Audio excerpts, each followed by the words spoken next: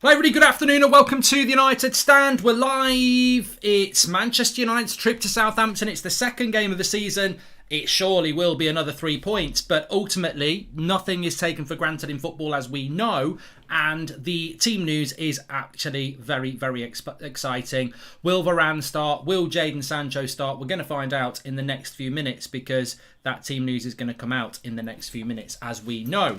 The early team news is that we're sponsored by Wash and Go. The link's in the video description. I'll be talking about that in a minute, but thanks very much to Wash and Go. Sponsored Driving with Goldbridge, episode 1 with Pie Face. You can check out on my channel. Links in the video description if you want to get yourself some Wash and Go. I've been using it since they started sponsoring me, and to be honest with you, I've never had such well, fresh and conditioned hair. Links in the video description for that. Thank you to Wash and Go. But the news is all about who the team is going to be. Manchester Evening News are saying that Jadon Sancho is expected to start. Raphael Varane is expected to be on the bench. It's a difficult one, isn't it? And thanks to Zero Blade, who says driving with Goldbridge was class. I don't know whether he is from like Somerset, but yeah, it was class. Let's talk about that. I'm only joking. The reality is, I think a lot of people are expecting Raphael Varane, who has also got the wrong numbers bloody shirt on again. I need to change that today. I have been sent it as well. It would actually help if I did just take Varane out here, because it's wrong. Let me have a look. Raphael Varane. Let's put Victor Lindelof in for now. And then we can always change it if required, because we're expecting Varane not to start. We're expecting Lindelof to start, but we're expecting Sancho to start. Which, to be honest with you, I wouldn't bet on a starting lineup. I think that would be a stupid idea. But I do think that he probably will start Lindelof. Now, I'm not gonna look. There's Ollie inners, there's Ollie outers, and that's just the way it works. And I have said for a while now that I think Ollie outers are going to have a tough start to this season, because I think United are going to start off really well, which obviously we're all very happy about. But I would have picked Varane today. Ollie actually said to Sky this morning that Manchester United are going to pay, that they're both ready. But the team apparently... What the hell is that team that's just been sent to me there? Come on, you're having a bloody laugh, Zed Jamie. You've got Heaton in there.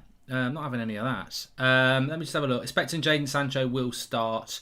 Yeah, we've had that. Early team news has come out that that Sancho starts and Lindelof plays in the midfield. So look, yeah, we're getting into those like 5 minutes before the team comes out now, which is very interesting. But look, what I would say is I would 100%... apparently Anthony Martial is starting, which means Sancho wouldn't start. Dan James isn't starting.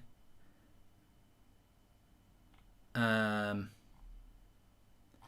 interesting then. We might have a little twist here. We might have a little bit of a twist, because if Martial's starting, that means Sancho's not starting.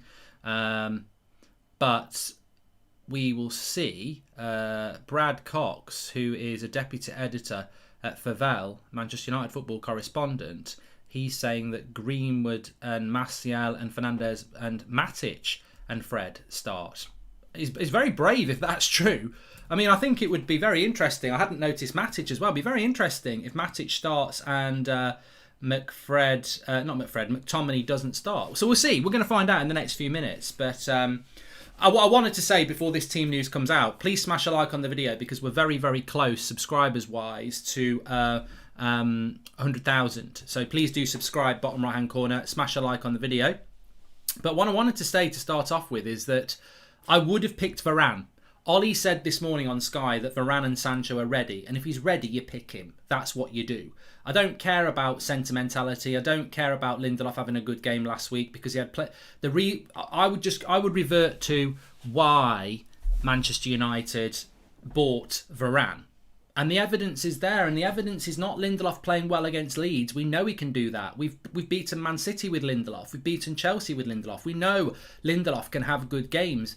I just think some people have gone, well, Lindelof played well last week, so he should start. And I'm like, but we bought Varane. You know what I mean? I'm not even being arsey if Lindelof starts. He starts. But for me, I would have started Varane, because that's why we bought him. And what if, and I don't think it will, but what if it went wrong? What if we lost today because of Varane? Ollie just brings on unnecessary stress on himself. when just pick Varane. I'd love to see Varane start. I'm not overly confident that it will. Very disrespectful to even think Varane needs easing in, says King. I mean, this is a nonsense. I mean, I'm sure many of you watched the Paul Ince interview. You don't need easing in. He doesn't need it. He's one of the world's best centre-backs. He should be playing. But I'm not expecting it. I'm not expecting him to start. And the team news will be with us in the next 3 minutes or so. So I'm excited about that. As I said, we're sponsored by Wash and Go on the show today. And we've got a couple of minutes just before the game kicks off. So I just wanted to say a big shout out to Wash and Go for sponsoring the show today.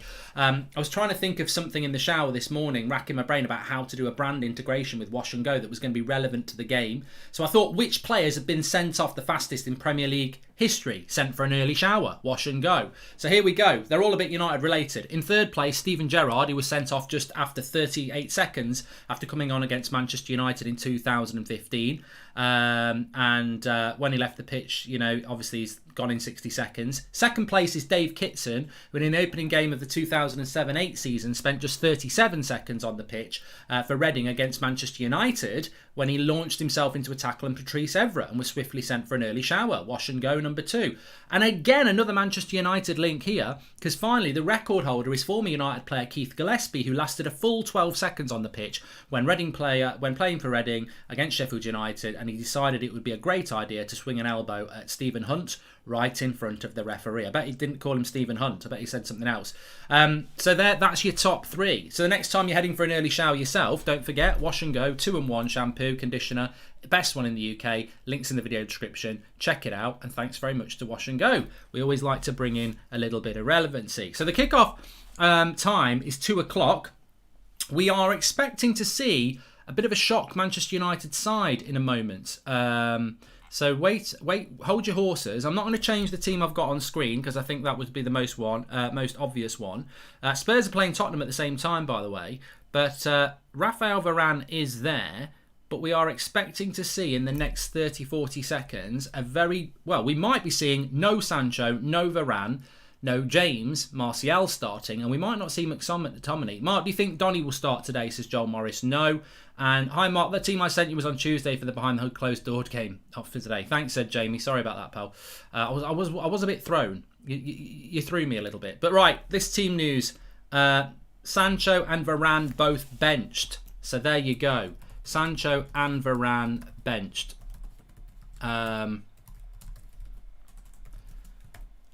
Look, don't react to the team news in any way, shape or form in a negative way. The team news is the team news. So look, they're both on the bench. Lots of people not happy. Let's see what this team is, because maybe this leaked team that's come out a little bit earlier are starting. 2 changes from the Leeds win. We've got Matic in for McTominay, and we have got Martial in for okay, so let me just change the team here. I presume Scott McTominay is probably carrying an injury, because it doesn't make much sense to me as to why Scott McTominay would not play, but I think we can put Fred into that position there. Now, interestingly, no Jadon Sancho in the team starting off, but Anthony Martial is. So I think we know what's going to happen here. We're going to see Mason Greenwood to the right, and Anthony Martial will play to the top. So that's your 11 for the game today. That's your starting 11. Manchester United starting 11 today is there up on your screen. Manchester United starting 11 up on the screen there. David De Gea, Wan-Bissaka, Lindelof, Maguire and Shaw, Matic and Fred, with Bruno, Pogba, Greenwood and Martial. A lot of people saying they're not happy with Mason Greenwood moving to the right.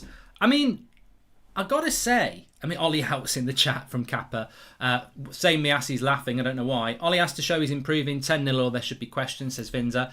I'm going to say something really controversial here. I actually would have stuck with the same team from last week than go with that team. That's... And people say I don't like McTominay and I don't like Dan James. I actually would have stuck with the team last week than go with that team. And it doesn't mean that team's not going to win. And I love Anthony Martial and I like Matic. But I would have gone with the team of last week over that team that's there, because unless McTominay's carrying an injury, I don't know why you wouldn't pick him. And also, Martial doesn't look totally... I think... What I'm trying to say is if you're starting Martial, why aren't you starting Sancho and Varane? Because Martial doesn't look as sharp as Sancho does to me. And as for Varane, I expected that. But, I suppose my only concern is, and I'm not shocked and I'm not surprised and I'm not angry, and I know some people will be happy and I know some people will be disappointed, I know some people will be shocked and some people might even be frustrated. I can't say I'm surprised that he's gone with Lindelof. I'm surprised he spent over £100 million on 2 super signings and not started them. And my reason for that is because we're playing Wolves next week. And I think Wolves is a more difficult game than Southampton, so maybe get Sancho and Varane involved. I don't think we'll see Raphael Varane coming on today because I don't think Raphael Varane, I don't think you tend to bring centre-backs on. But Sancho can come on in the second half, as we know. Did not expect that, says Warren. Let's have a look at what people are saying. How bonkers would it be if he's bought or treats Sancho and Varane to be squad players like Donny, says Mike Thomas.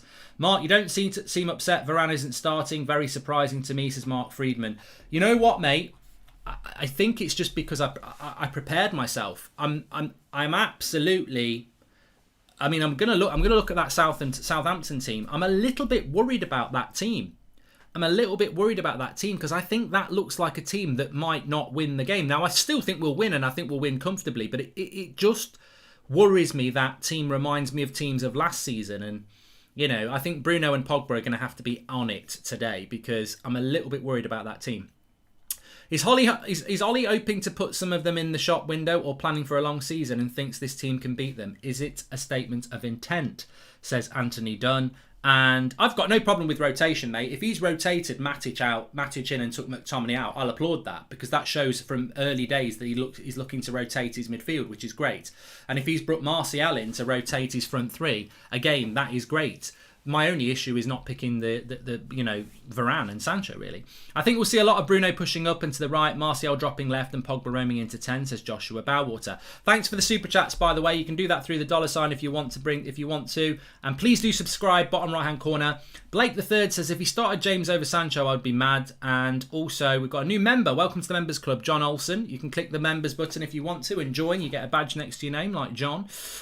Zane, because you used my card to send a sticker, I'm going to make you watch Arsenal tonight as punishment, says Mrs. Miyasi. And the only change he should have made is James in, Sancho in.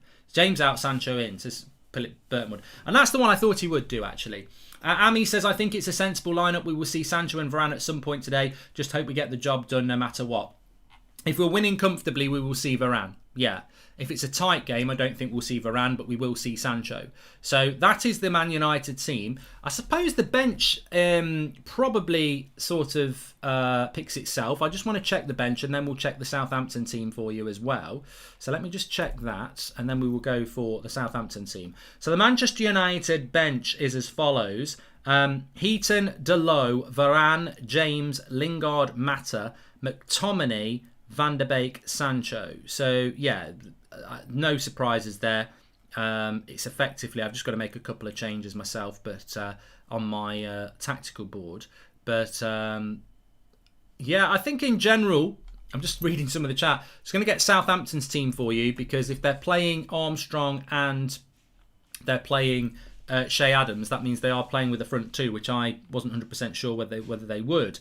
So McCarthy, Livramento, Stevens, Salisu, Perard, Romu, Ward-Prowse, Walcott, Genepro, Adams and Armstrong. So they are playing with a two up front. What we're going to see with United today, if you didn't watch the game, the game against Everton, let me just go to the tactics board here. Not here. So I need to be in it. There's no point if I'm not in it. I've got to be in it. You've got to be in it. I've disappeared. Get me back. I'm on the bench here with Sancho. Where am I? Bloody hell. Panicking. Here we are. Hello, I'm here. Right, okay, what I wanted to do here is, just before I check the chat. So, we've got Varane in, out. I use Varane as number 4 on here, don't worry. So, Varane's out, Sancho's out, Martial's in. So, put Sancho there. So, I've got all the right bench, just about. Martial's going here, Greenwood's going here, Martial's going here. And we've got Matic, Fred, McTominay on the bench. Scooby-Doo. There you go. Right, what I wanted to show you here is, I think we're going to play a deeper line today. With the away side, we're going to play deeper than we did at Old Trafford. But if you remember the Everton game and the Wolves game, where Matic played with Van der Beek, we saw this a lot. Matic will drop into here. Fred will play more box-to-box energetic. These two will get further forward. And ultimately, Matic is going to drop in like a back three player a lot, I think, today. That's what we're going to see with Matic. Because I think what he's worried about is Armstrong and Adams. One of them's going to attach themselves to Lindelof, and that leaves him a little bit exposed. So I think you'll see Matic attached to Lindelof very much, which is obviously why we've bought Varane, so that we don't need to do that. But I think, look, Varane isn't starting, so that's what will happen. What does Donny need to do to start, says Suradeep? If you're playing Matic, Donny can be included into the lineup without the worry of not having cover for him, says Suradeep. Welcome to the Members Club, Big Bad Benny. And still though, Mark, Chelsea will start Lukaku even though they beat Palace, says Chris North. Yeah. And should be enough to get past Southampton. I would have thought Sancho would have been nailed on to start, says Lee McDermott. I mean, does that team give you any sort of nervous feelings in the chat? I've got to be honest. I think that team doesn't fill me with the confidence of the Leeds game, because ultimately there's almost a contradiction here. You know, I don't think anybody's had the brains to think about this yet, and maybe many of you have, because you are an intelligent community. But the thing that comes into my head is that we've spent all week talking about whether Sancho and Varane will start or whether one of them will start, right? And it's always been the argument's always been. I spoke to Paul Ince about it. We've spoken about it all week. The argument has been: do you pick Sancho and Varane or do you stick with a winning team? What he's actually done is neither. He's picked neither of the players, and he hasn't stuck with a winning team. And I said it last week when the team news came out, and I'm going to say it again. And I'm going to tweet it just so it's there. Again, Solskjaer has shown, and Matt says it looks a bit like a diamond. He's shown big balls again. He's shown big balls again, hasn't he? Because he's not stuck with a winning team, and then he's not made the changes we thought he would go anyway. He's actually changed the team, but not played Sancho and Varane. And I don't think Martial's fitness is better than Sancho or Varane's, because I think with Martial he's looked a little bit off. So I quite like the Matic substitution. I can't argue with the Matic one, because I thought Matic looked very, very good in pre-season. And I still think he's the best holding midfielder we've got, and we are playing away from home. And remember, against Leeds, you know, maybe Ollie picked a team for Leeds, Dan James and McTominay and Fred, you know, to be more dynamic. And this game, he knows he can't play with that. Sancho and Varane are two very professional players, and I can't see them not in shape for the new year. I'm quite disappointed and hope this isn't an early signs of Ollie being too cautious, says Emil. And welcome to the Members Club, Oliver Petterson. Very, very thank you for that. Dougie Yun is a member. Paul H is a member. You can see the little badges with them as well. This is giving me diamond vibes, says D. I don't think it will be a diamond, but you might be right. It might be two up front and a four-man midfield. Might be. They play with two up front, so maybe we're matching them. I think we've been desensitised to these awful team selections. We've spent 100 million plus, and we're not even surprised they've not been picked, says JT. I'm quite relaxed, because I think with Solskjaer I've become quite accustomed to the fact that he does this sort of thing. But yeah, I do just want to say that one thing you can't say is that Ollie is showing big balls again.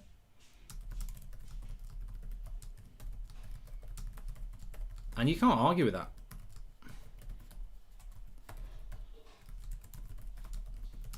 Because he hasn't kept a winning team.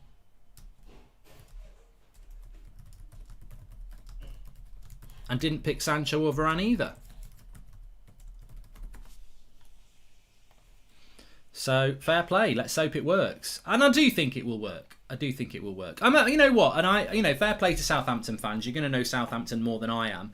But Southampton do play with a front two, and I didn't think they would play with a front two against us, because I think it will leave them exposed. I mean, remember, we were 2-0 up against Southampton, 2-0 down against Southampton last year, and we came back. But look, there is a crowd, and I think at this point it's important to bring a crowd into this. There is a crowd at St Mary's, and we've got to subdue that crowd. I think we've been okay. Let's have a look at these super chats. Is he going to play Magaluf until we don't lose? Because that's going to be very hard to watch, says Ian. You know what? I do think Varane will start against Wolves, but he might play a back five against Wolves, because they do. You know, are we playing a front two because Southampton do? How can we ask for a CDM when he spent 100 million and not play them? Would he have Rice sitting on the bench also? Still think we will turn them over, says Timich.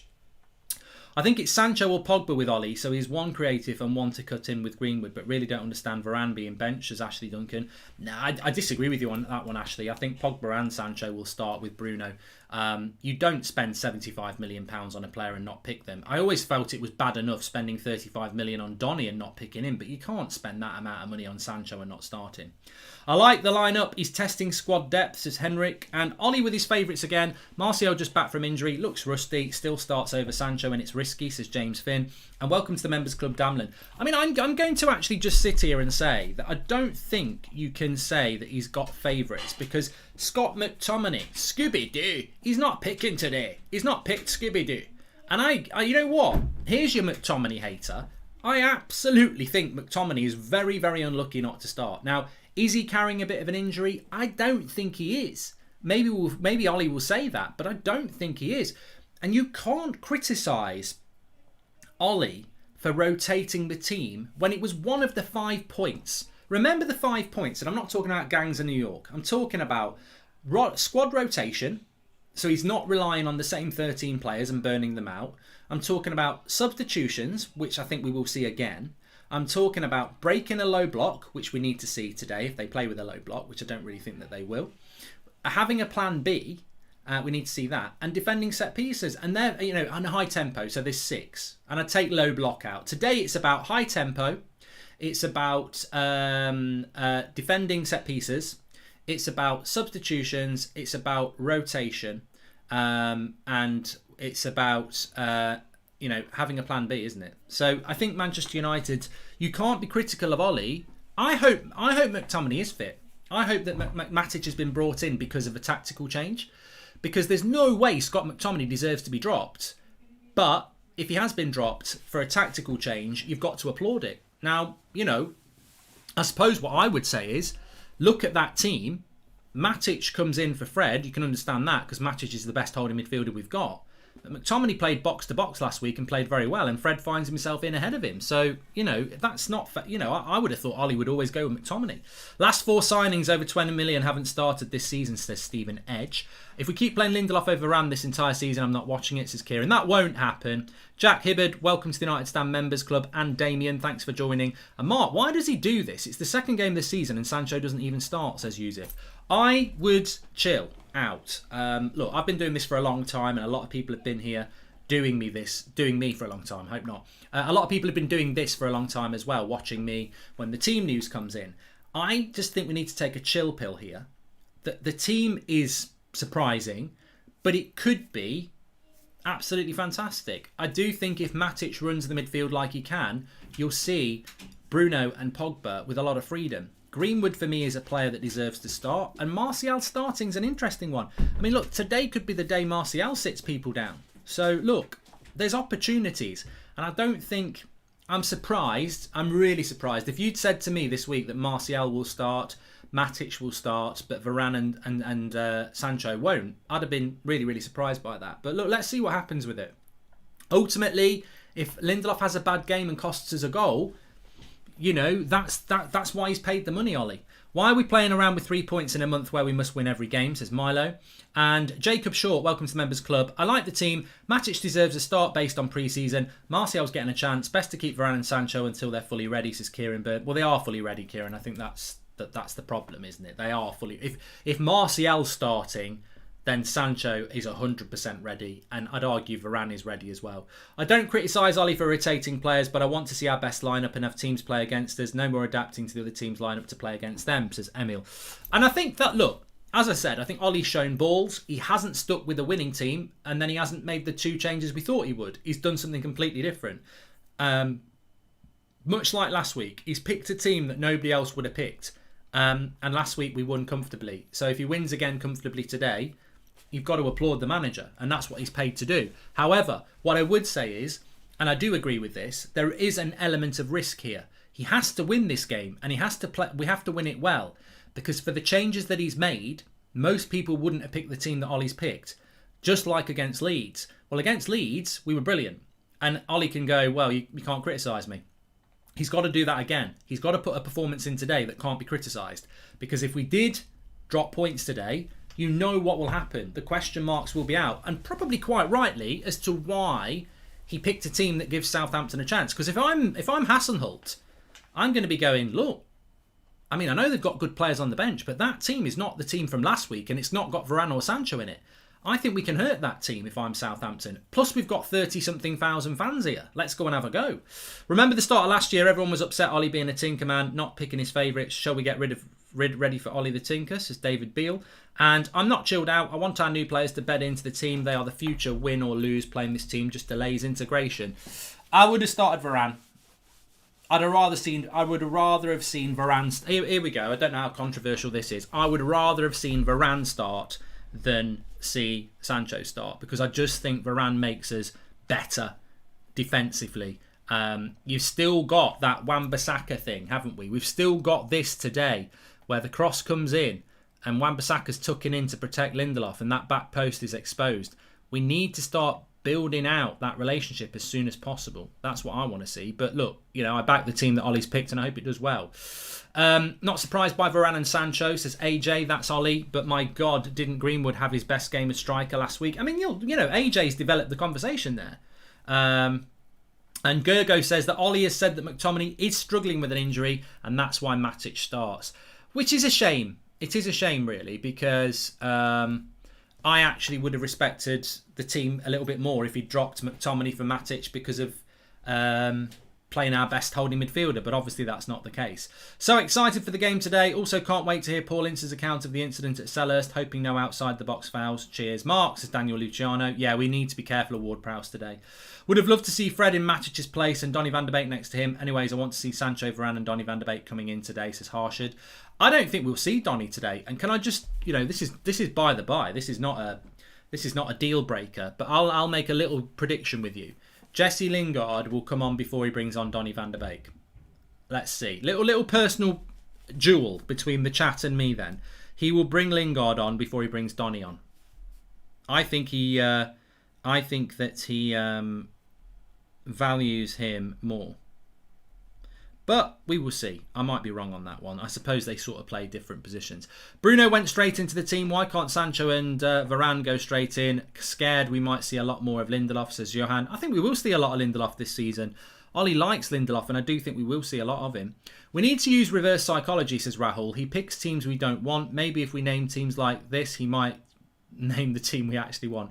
I don't think that Ollie purposely picks teams that we don't want, to be honest with you. I really don't. I think he just has his own ideas. That's just what he does.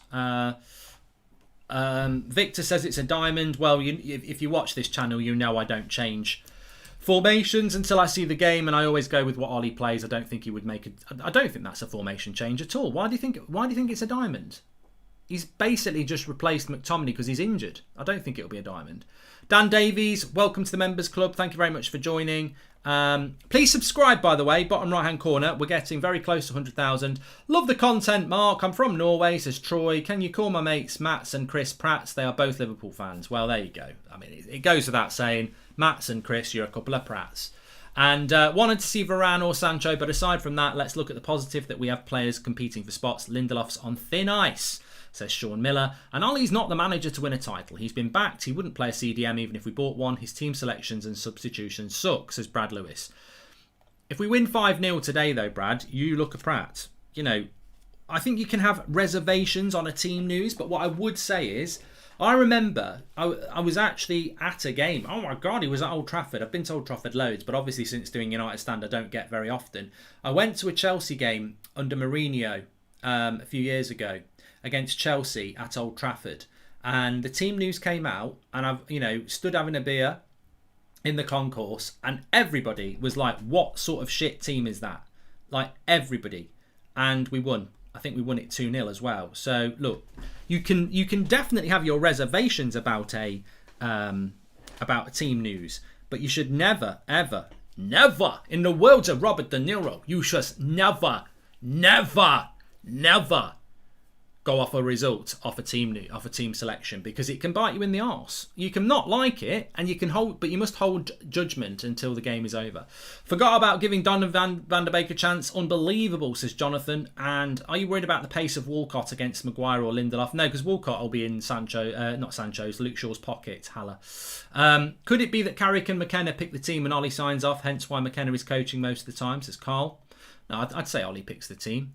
And Edward, every point is needed. No excuses this season. We bought 2 world-class players to fix our problems, says Edward Walters. I would have put Pogba next to Fred and played Martial on the left, Sancho on the right, and Greenwood up front.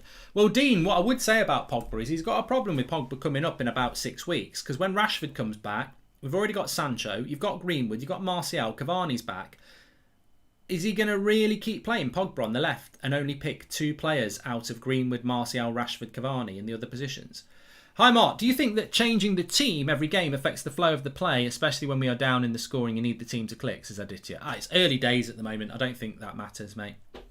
But look, other people might disagree. But ultimately, I think some of these players need to play games. But as we know, Matic wouldn't have played if McTominay wasn't carrying a knock. Harshad, thank you very much for the super chat there. Brad Lewis, I'll be happy to be proven wrong. I just don't see over a long period of time that he'll ever get it right. There you go from Brad Lewis. What does Donny have to do to get a chance, says Bendy Wendy. Bendy Wendy. I feel for him. The treatment he gets from Ollie is so unnecessary. Imagine if he does this to Sancho. He won't do it to Sancho. And Martial has never played with Pogba on the left and Bruno in the middle. I'm genuinely excited. Matic, Martial, we just need Dan James on the right. Ricky's defendant. And do you think this is one of those games where Ollie pencils in players for certain games, says Harshad?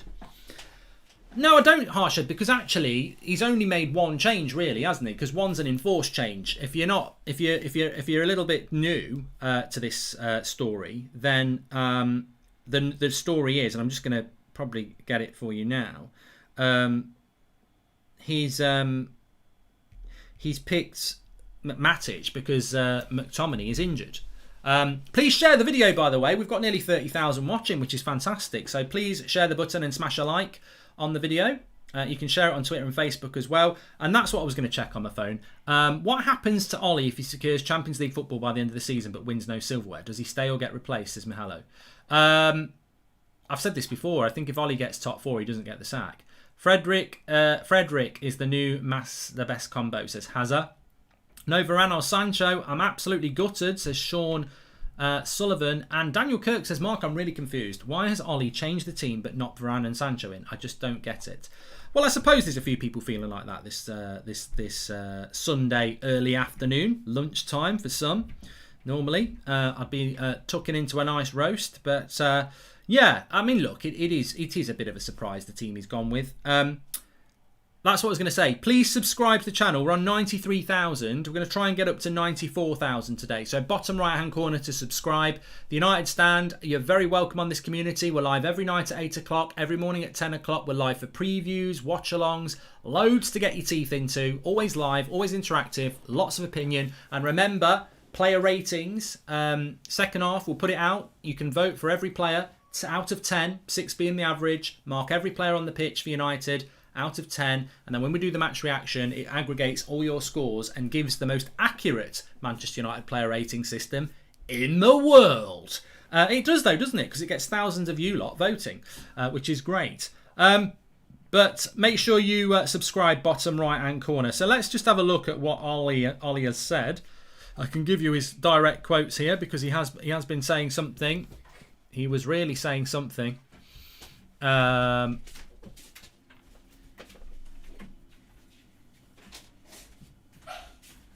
Graham Souness has said something. Graham Souness has said that Jadon Sancho, I'm not sure United really need him because you've got Greenwood who can fill in a wider area, although ultimately I think he'll be through the middle. How to answer your question yourself?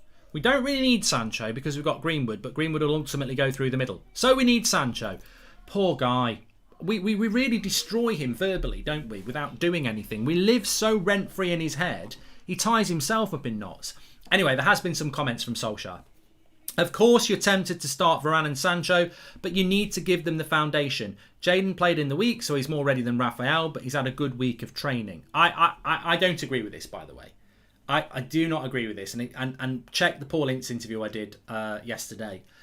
We are bubble wrapping new signings here. They are not children. They are professional footballers who've played at a higher level than United have over the last few years. They have been at this club training for long enough to play in this game. If we didn't have Lindelof, he would start Varane. If he was going to have to play Bailly today, he'd start Varane. It's because he's happy with Lindelof that he's not rushing Varane in. Let's not pretend they're not ready. You're telling me if we had an injury crisis, we wouldn't play Varane and Sancho, and that's the way to think. On Anthony Martial, Solskjaer has said he's worked hard and he looked sharp when he came on against Leeds and the game we played against Burnley during the week, and he played well against these at Old Trafford last season. Maybe he's penciled him in then. And of course, we want to keep continuity, but McTominay's struggling with an injury. Hopefully we can get half an hour out of him if needed. Well, I don't really want to see one of our 3 substitutions being McTominay. But then again, it probably will be, because we all know, Ollie's right there, Matic can't play 3 games in a row. Can't play more than an hour, can he? So that's your first substitution. McTominay for Matic. Donny won't get on today. How much do you want to bet? Let's have a little bet. Donny won't get on today. Just watch the sunrise over Texas. Get in. Comfortable win today, lads. Much love, says Billy.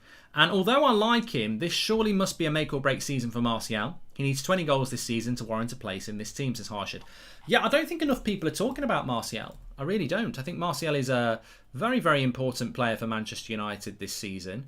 And I do think that he is, he's definitely a player I like. And I think it is a make or break season for him. I don't disagree with anybody who says that. I think it is a make or break season. And I don't disagree. So let's see how it builds out with him. Right, Grealish played the match after his transfer. It's nonsense they can't start, says give it to Mikey. Donny is our very own team viewer, says Velroy.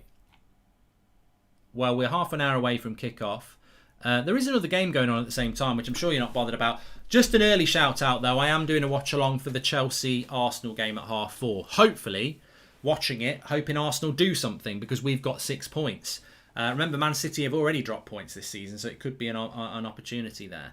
But yes, I'm confident we're going to win this game. With that team, I still think we'll win the game. I look at that front 4 and I just think Martial, Pogba, Bruno, Greenwood, it's so good. And to think that you've got people like Marcus Rashford, Cavani, Sancho to come into that front 4 as well. You do wonder what... I saw something today, and I don't know whether it's true or not, but I saw something today. I think it was in the Mail, and they were saying that Jesse Lingard's unlikely to go to West Ham because he's determined to force himself into the Manchester United first team. I'm sorry, just look at that image there when I say that. Jesse doesn't want to go to West Ham and play first team football because he wants to stay and fight for his first team place at United. You ain't never getting in that first team, Jesse, unless we have a horrible injury crisis. Where are you getting in? Pogba, Bruno, Martial, Greenwood are better than you, and we've still got Sancho, Cavani and Rashford to come back. How are you going to get a first team place? And Donny, yeah. If Donny comes on, you have to go bold, says Philip Holmes. Yeah, well, I'm not going to shave my hair because Donny comes on, but I actually am close to saying I would do because I just don't think he'll use him. Bruno literally played after one training session. Ollie speaks nonsense at times. Ollie stopped the Donny hate and play him, says Viner. And give Ollie the benefit of the doubt. With 2 decent signings, no more excuses for him this season. Make it or break it. At least we have an answer how good or bad Ollie is, says Minnie. I'll tell you what, I would have liked to have seen that happen, though. I would have liked to see Fred stay. Because if you look at this, let's just go back to the tactics board. No, it's not the tactics board. If we just go back to the tactics board, this role here last week was Fred. So you had Fred here last week, and McTominay's come out and Matic has come in. Well, we know Matic ain't going to play box-to-box. I think the only box-to-box he's ever done is when he was opening his presents at Christmas. He's a holding midfielder. So we've swapped Fred from his position to bring Matic. We've changed 2 players, basically. I would actually have liked to have seen Fred stay there and Van der Beek come in here.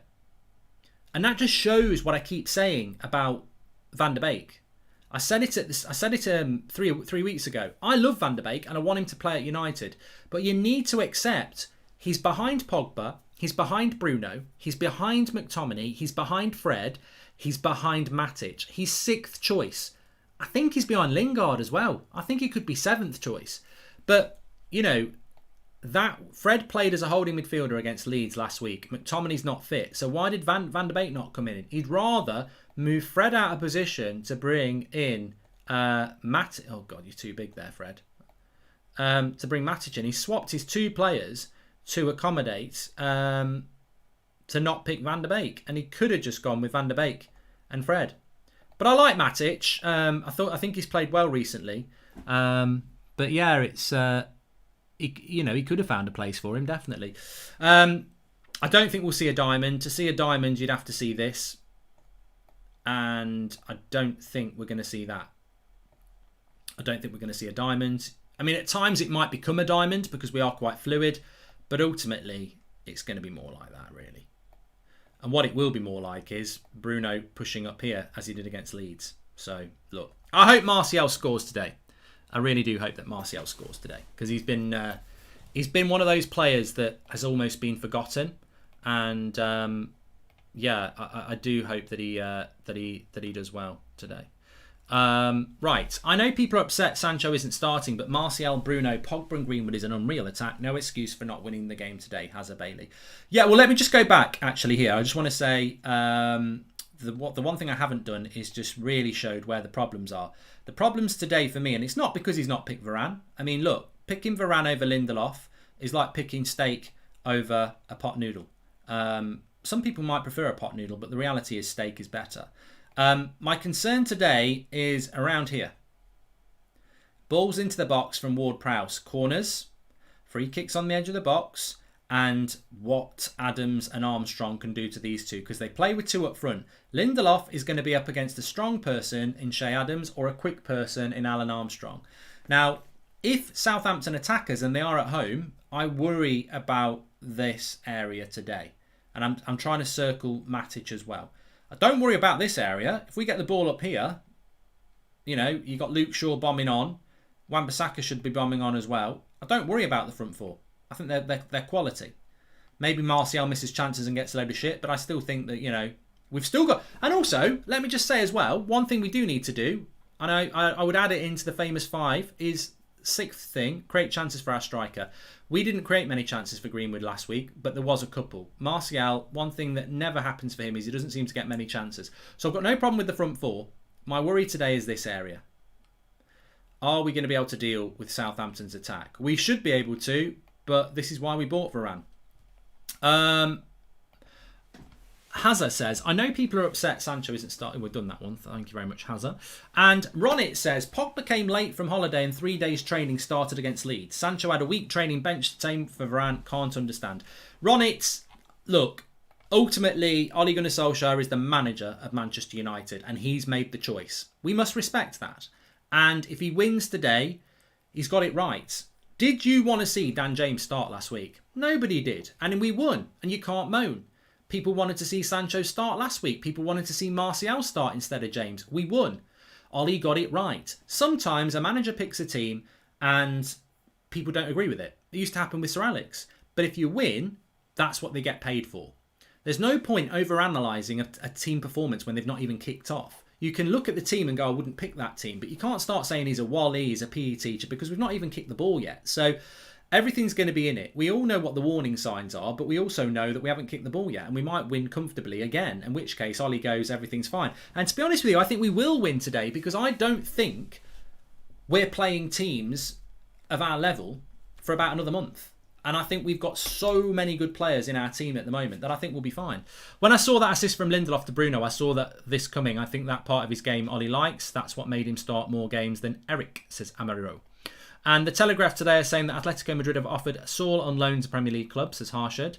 And Mark is like the cool uncle at the family reunion, says Reddy. I don't know if that's a good or a bad thing. Adams will just glue himself to Lindelof and bully him. I don't want it to happen, but I feel Ollie has made a mistake at the back. Mate, if we win 4-2, no one will talk about it. But imagine if we win 4-2 and Lindelof costs us 2 goals. No one will talk about it. No one will care because we won. I said last week, there was something, the best thing that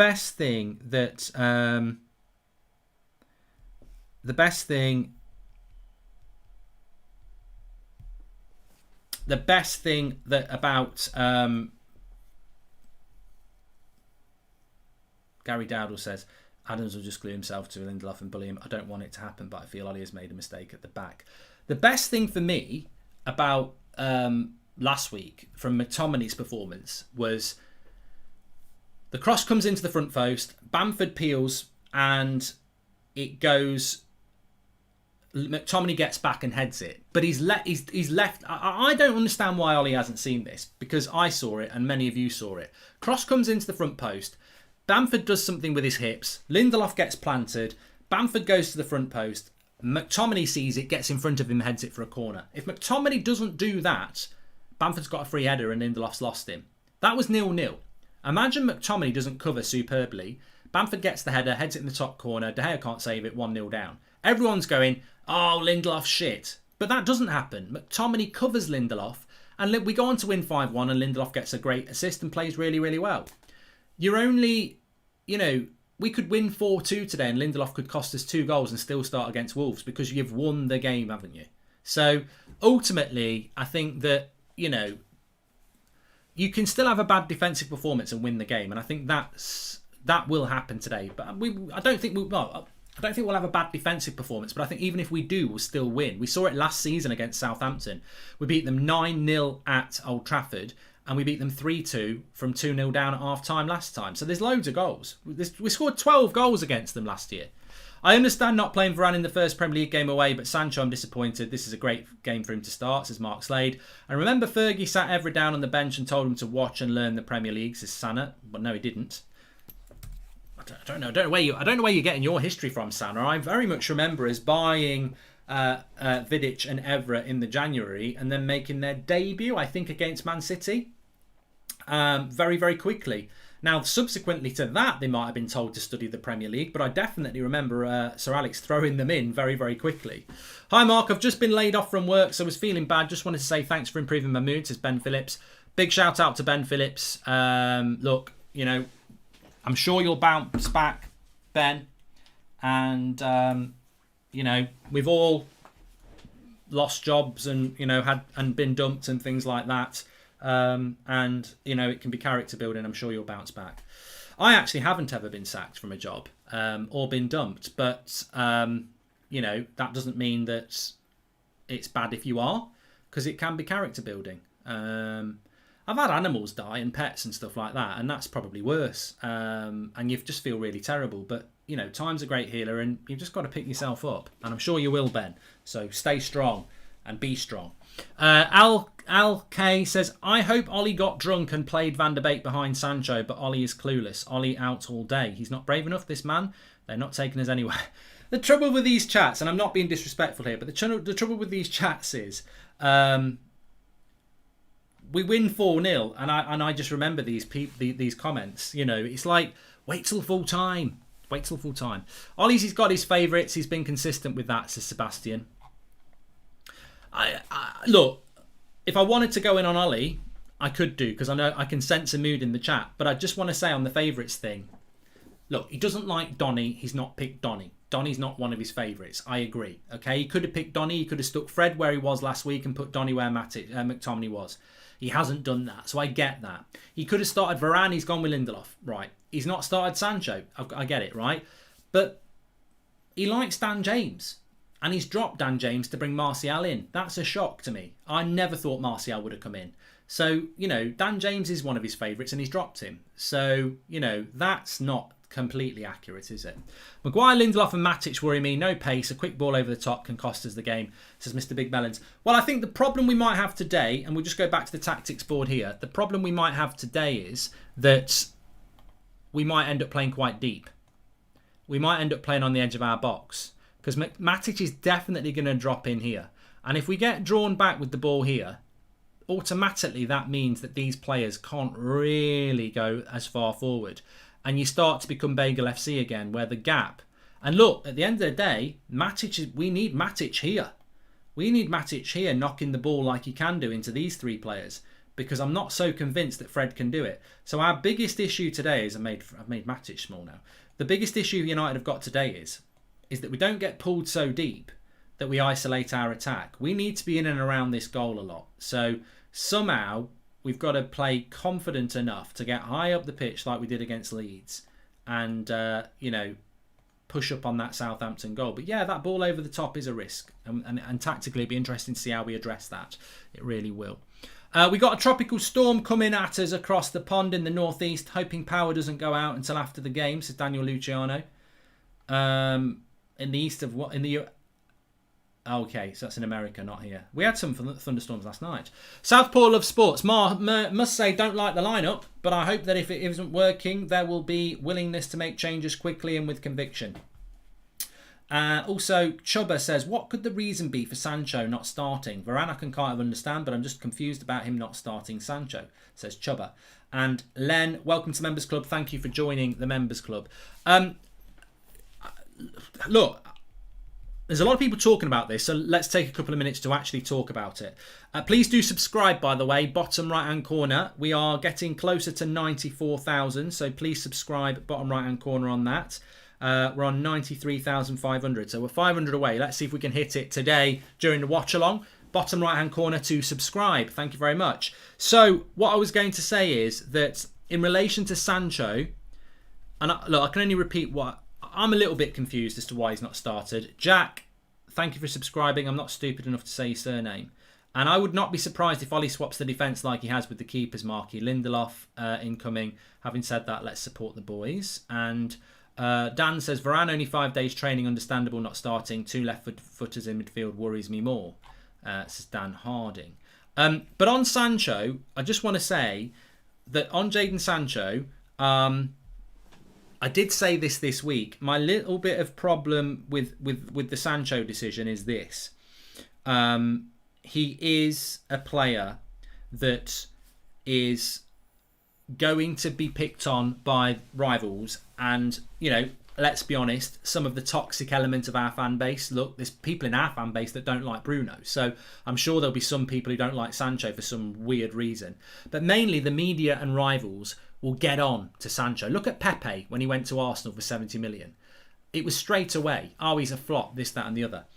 I think that Sancho should have started today because, look, rivals and the media won't think about Ollie's bedding him in. If he's not playing by Wolves, they'll start to say, shit, he's a flop. So Ollie's got to manage this, and he's brilliant at man management, Ollie, so we must trust him. But by not picking him, we know why he's not picking him. He wants to probably take his time with him, etc. But it's the second game in a row he's not started, and he could have started both. And we will start to hear he's shit, he can't even get in the team. And we don't want to hear that. And he's a young lad, so I want to get him in that team as soon as possible. Hey, Mark, I think Sancho will start after the international break, says Ejiro. But you know what I'd say to that, Ejiro, is that, you know, somebody said it before. Why... Are we Man United who've won the title for the last 5 years comfortably? We've not won a title for 10 years. Why are you taking points against Southampton and Wolves for granted? Why are we bringing Sancho in after the international break? Why are we so confident we're going to get 9 points? You know, if you're Man City, maybe, but they've thrown Grealish straight in. I don't think we can be that arrogant, really. Sancho for me is way better than what we've got, and he should be playing. Sooner rather than later. Hi, Mark. Sorry, I've read that one. Maybe Varane and Sancho will go out on loan. Only joking, says Dara. I trust Ollie, just don't agree with the selection, but let's see. I think we'll be fine today, Dara. I think there'll be a lot of people who think this is going to go badly, but I still think we'll win comfortably. You're right, Mark. Wait till final whistle, then we can criticise Ollie or applaud him. Think United will win. Come on, United. Plus, always watch your show. It keeps it great. Keep it up, says Sana. Thank you very much. And it's the second game of the season. Happy for Matic to get minutes. Happy we can rest McSauce. Martial does need game time. Lindelof played well. Winning coming, says Manchild. Positivity there. And Ollie's got to win the next 5 games, says Des Reynolds. Yeah, and I think that's a difficult one, really. I do think that is a difficult one because, you know, ultimately we have got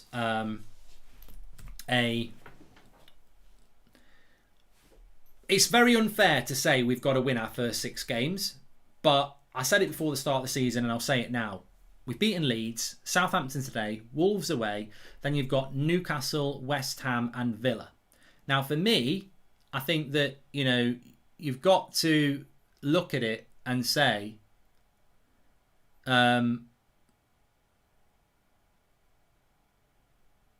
you got to look at it and say, I'm sorry, I've just got this bloody French game on. I think it's Lyon against Clermont. And Lyon are fucking rubbish. How have they not scored here? But look, at the end of the day, you know, realistically, if we want to be a title challenger, I'm not talking about winning the title. I think if we won our first 6 games of the season, people would say we're going to win the league. We're not going to win the league. We've just put ourselves in position to be a title challenger because that's what you should do. If Man City started their season against Leeds, Southampton, Wolves, Newcastle, West Ham and Villa, I'd expect them to win all 6. And I expect us to do it. I don't demand it. I don't think it's a failure if we don't do it. But that's what we must be looking to do, definitely, yeah. Really hope Martial can have a good game and start this season off right. Think it's make or break for him, says Dej. And as a manager, you have to give players opportunities to win or fail. Lindelof played good last game. It would be unfair to drop him. Varane starts next home, says Shremke. I mean, I've got to say I disagree with that again. Who are we? Who do you think we are? Where's this bullshit that Varane can start the next home game? We've just bought one of the world's best centre-backs and we're playing 2 potentially dodgy away games. Oh, play Varane at home. Let's feed him in. He's not Axel Tuanzebe. It's Raphael fucking Varane. He's a World Cup winner. He's won 4 Champions Leagues. He doesn't need to be bedded in with home games against Stockport in the Carabao Cup. You know, maybe he's not quite ready for the game today, but let's not start talking bollocks that we don't need to pick him against Wolves or something like that. He needs to play as soon as he can. And I just presume that he's not playing today because he isn't ready. I think he is ready, but that's the only angle I'm going with that. I cannot deal with the angle that we're not picking Varane because he thinks Lindelof's better. It can only be a fitness thing. Welcome to the Members Club, Peter Fahy. Hi, Mark. I know this is unlikely, but we can't make the same mistake with Sancho and Varane that we did with Donny. Yeah, it's unlikely, Farley. It really is unlikely. Because if he doesn't... What I would say about that is, if he doesn't pick Varane and Sancho, he's basically using the team from last season. And Clermont have just scored again, 4-2. Against Lyon. Lovely header from a corner. I tell you what, there's a lot of bloody chances in French football. If he doesn't pick Varane and Sancho and treated them like Van der Beek, which can I just say won't happen, but if he did do that, we'd have the same team as last year and we'd start dropping points. Hi Mark, any chance we're playing a diamond today, says Shuddy. Matic DM, Pogba Bruno mid and Martial Greenwood as a front 2. Shuddy, we could do. I doubt it. I'll change it if it happens, but I don't think we will. Hi Mark, you are keeping well and can't not believe Varane's not starting. What score do you fancy, Mark? Says Daniel Derbyshire. Yeah, get your score predictions in the chat. I think we'll win 3-1. Maybe Ollie doesn't trust Varane Maguire partnership, says Pisco. I don't know, but I think we'll just end up pissing each other off if we all start coming up with reasons as to why it's not going to happen. You always say players coming to the Premier League need time to get up to speed with it. Love the show, always on. My 1 year first call your name before mine, says Ruel. I think you're talking about somebody else here. I don't say players coming to the APL need more time. I was the only one. Gary Neville said when we bought Bruno Fernandes in January, he'll need time to adjust. I said he won't. So I'm actually one of the people who doesn't say that. I take it on a case-by-case basis, but yeah, I don't necessarily agree with that. So I think a player, you know, can come in straight away and do quite well. Please subscribe, by the way, bottom right hand corner. Let's give it a click if you haven't subscribed. Bottom right hand corner. It takes a couple of seconds. Please subscribe to the channel, bottom right hand corner, and get involved. We have got a fan forum coming up after the game. We've got the match reaction where you can vote for the player ratings as well. So thanks everyone for getting involved with that. Bottom right hand corner to subscribe. Smash a like on the video as well. We're nearly at 5,000 likes. And we're only 9 minutes away from the kickoff of another game for Manchester United. It is brilliant. Levin's just sent me a message actually. He says, remember what I said during the week? He was never going to play Van der Beek and Fred with Victor starting. Ollie will look at it thinking with Matic he'll have another aerial threat to deal with set pieces. He won't want to have only 2 aerially dominant players, Pogba and Maguire, and I expect Matic to play as a half-back and drop between the centre-backs in the build-up and even in defence to help deal with their 2 strikers. That's from Levin. I think he's absolutely spot on here. We've spoken about this. So, yeah, he's right. And what Levin's talking about is And you know what? I've got to give Levin his credit again. Remember we were talking about the register a few weeks ago, me and Levin. We sort of bring the best out of each other tactically because he's spot on. I said that'll happen and that will happen. And he's right. We'll see Matic dropping in like we have done before. He did it against Everton. But one thing I haven't mentioned, and I must give Levin a shout out, and I'm sure many of you will as well, is that last week we saw Fred play here and we saw Scott McTominay play here. McTominay is not fit. So he's moved Fred out of position and he's put McTominay there. No, Matic there, Fred there. So, he's changed two players basically. He's changed two positions. Fred's out of position and Matic didn't play. He could have just brought Matic and Van der Beek in, kept Fred in the place. Instead of changing two positions, he could have just changed one. But Levin's right. The reason he hasn't brought Van der Beek in for Matic is because Van der Beek is not as good in the air as Matic is. And McTominay's good in the air. So the reason Matic is playing, and it's not Fred and Van der Beek, is because it's about aerial ability, isn't it? And of course, we've still not brought Varane in. So Lindelof's shit in the air. Now, if Varane comes in, he's good in the air, maybe you can play Fred and Van der Beek. But with Lindelof still in the team, who's crap in the air, and Fred and Van der Beek not good in the air, and McTominay not there, he's got to bring Matic in, which is what he's done. And obviously, we've seen Fred move into this position here. So he's absolutely spot on there, Levin. And I think Matic is a bit big there. Yeah, that's what she said. You're too big. Right, there you go. Fred's too big as well. It's because I had it on small. So yeah, he's right. This is about aerial ability, isn't it? Timothy says, with Scott out, this is the right lineup. Matic will be off after an hour and Pogba will move into the midfield. Greenwood and Anthony will move left and Sancho will get time. Timothy J. Hagan. I don't think we'll see Pogba brought into the middle, actually. We're playing with the diamond and Fred playing box to box. Let's sign Rice, 70 million with Jesse. We're not playing with the diamond. Mario, you'll be sat down in about 5 minutes. Hi, Mike. I've never been more positive about this squad since Fergie's retired. Bit of positivity, Shriram. Varane is the best signing post-Fergie era. It's coming home.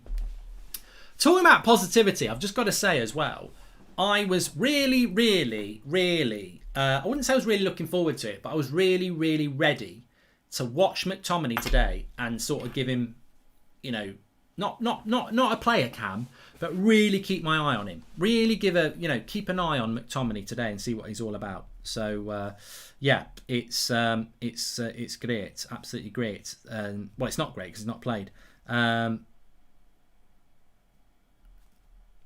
Sorry, one minute.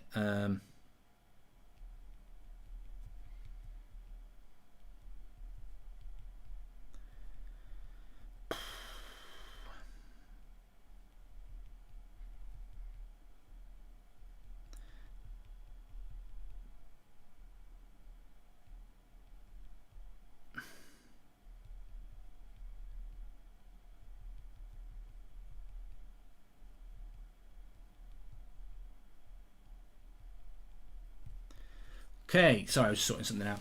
So we're getting very, very close to kickoff. Please subscribe, bottom right-hand corner. And can I just say as well, big shout out to Wash and Go for sponsoring the show. If you have checked out Driving with Goldbridge, episode 1, Pie Face, Driving with Goldbridge, sponsored by Wash and Go. They're sponsoring the Watchalong today. Links in the video description. You can get your Wash and Go product 2-in-1, shampoo and conditioner, for the intelligent man. You don't need to be intelligent, but I use it, so I presume I have a level of intelligence. But I can say I actually have been using Wash and Go. I've got so many bloody bottles of it. I've got about 10 bottles of it. I have been using it, and I've never really had conditioner in my hair, but it works. And if you're one of those men that really has quite short hair like me, and basically you just want to wash your hair and put a bit of gel or product in it, it's a very good product. So links in the video description for Wash and Go. Get yours. They did do a little bit of something for us, and the reason I bring it in is I don't want this to happen today, but we never talk about it. We never talk about red cards. Now, Wash and Go, early shower, the top 3 Premier League sending offs, the quickest. Gerrard against United, stamping on Herrera, gone in 60 seconds. I think he was gone in 40 seconds. Kitson against Manchester United, I think it was 37 seconds in 2008. Reading against Manchester United on Evra. And, number 1, another Man United connection, Keith Gillespie. I think it was 13 seconds. Come on. and lashed out at Stephen Hunt and got sent off. So thanks to Wash and Go for those footballing stats. Hopefully we don't see any early showers for Manchester United players today. At some point that will be an issue this season though. And the reason I mention it is because it did happen in the last game. When we beat them 9-0 at Old Trafford at the start of the year, remember they had that lad who got sent off very quickly. And yeah, look, we won the game 9-0. You shouldn't lose 9-0 just because you have a man sent off. But, it can have a very, very, very big impact. Also, another big is Levin again. Another big thing to watch out for. This is the position Fred played so well in for Brazil as the segundo. He had Casemiro as the primero in the Copa, and now he has Matic. So today he'll either prove that it wasn't just because of international football is easier, or he'll make all the Fredistas who wouldn't shut up about Neymar praising him after the game look like prats. Another brilliant bit of intellect from Levin there. He's right again. He's got it right again. I've got to applaud the lad. He has got it right. This is exactly where Fred played last time. So, yeah, fantastic. Let's have it marked. United are going to smash it today, but just thought to myself, this kit looks minging, says Luke. I'm on the wrong bloody channel. I'm still watching French football here. What an idiot. Je m'appelle Pratt. I think that means my name's Pratt. I'm a Pratt, basically. I am. There's 2 minutes to go and I'm not even bloody ready. I've not got my timer or anything. Come on. Let's get ready to rumble. Let's get ready to rumble. Yep, so second half, we'll put it up on the website. You can do your player ratings, marking every player out of 10. 6 being the average, so get involved with that. And also, we're just about to kick off the second half here. So Manchester United looking to get maximum points here in game 2. Watch out for Bruno. That's all I'm going to say. Watch out for Bruno. We're ready to go.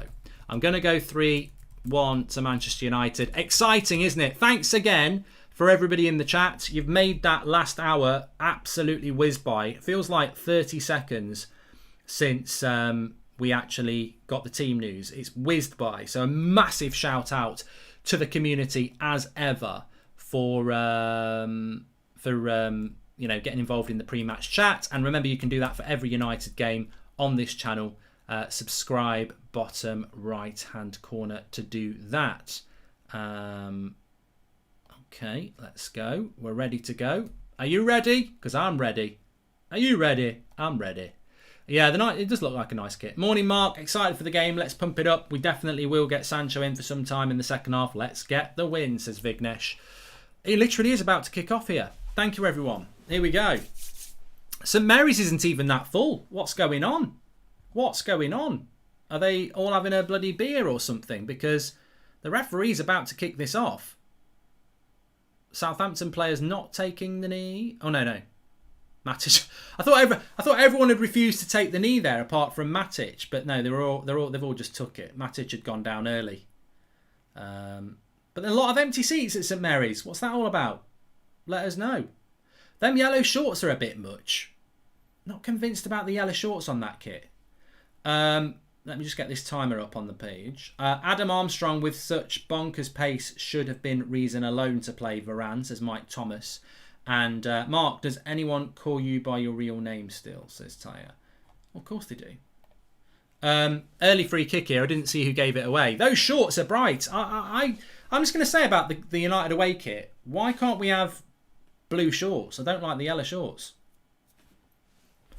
Loads of empty seats at Southampton. Has there been traffic problems? Mark, Donny played so well next to Matic in pre-season and Ollie plays Fred, says Grant. Well, he was never going to drop Fred and McTominay. McTominay's not playing because of injury. So it's an early chance here for Ward-Prowse to put a cross in. Goes for the shots. Goes for a corner. Safe hands by De Gea there. He can't take any risks. He's shot from distance. He's bounced it up right in front of him. Good. That's a good save by De Gea. He's got to get across his goal. There's a bounce on it, puts it out for a corner. You'll take that. We'll take that, definitely.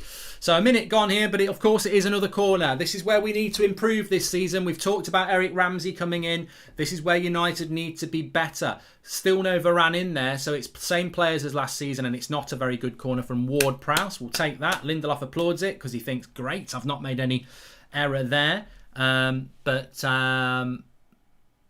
Ward-Prowse has stayed loyal. I'm not convinced Ward-Prowse has actually stayed loyal. I just think Southampton have refused to sell him. But there you go. Right.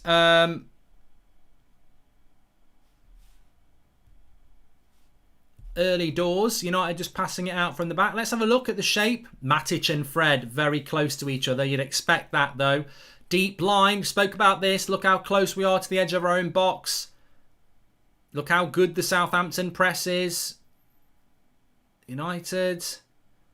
Lindelof with a bad ball. Got to be careful here. Impetus, but Pogba's got it. Good.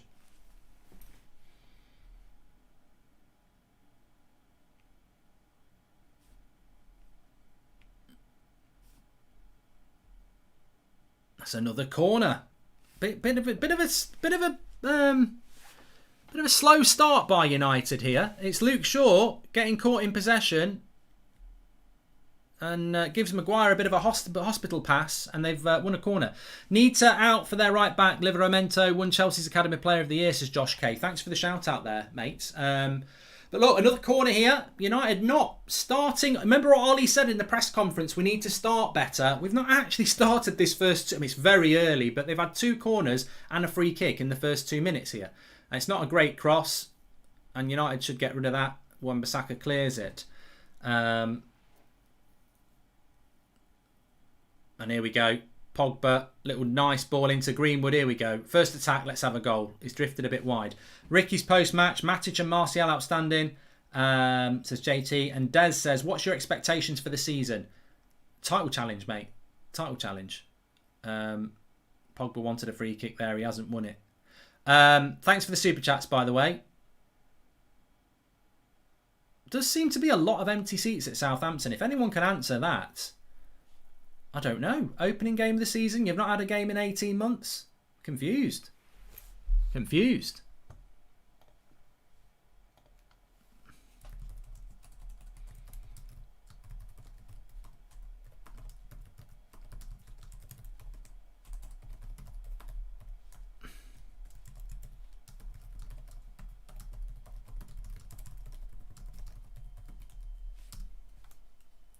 Well, United's normally a sellout. That's what I mean. And they've not played there in 18 months.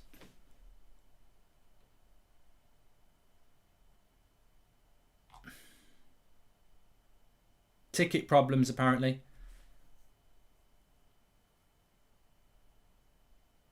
Still queuing to get in. Here's Walcott down the right-hand side. And Hale grabs hold of that. Stops it going for a corner. Confused bridge, says Mr. Samite. Well, calm down. We've had a bit of a look at the. Look, I mean, look. I've got to say, if you can bypass that Southampton, look how narrow and pressing they are. They're not going to let us pick up the ball. Look how deep Fred's coming. I mean, to be honest with you, I want to make an early change here. We're going to a back 6. We're looking like a back 6 here. Very deep. I'm going to change these 2 players to demonstrate my point. Fred is playing here. And Matic is playing here. And this is not an advance. This is a back 6 at the moment.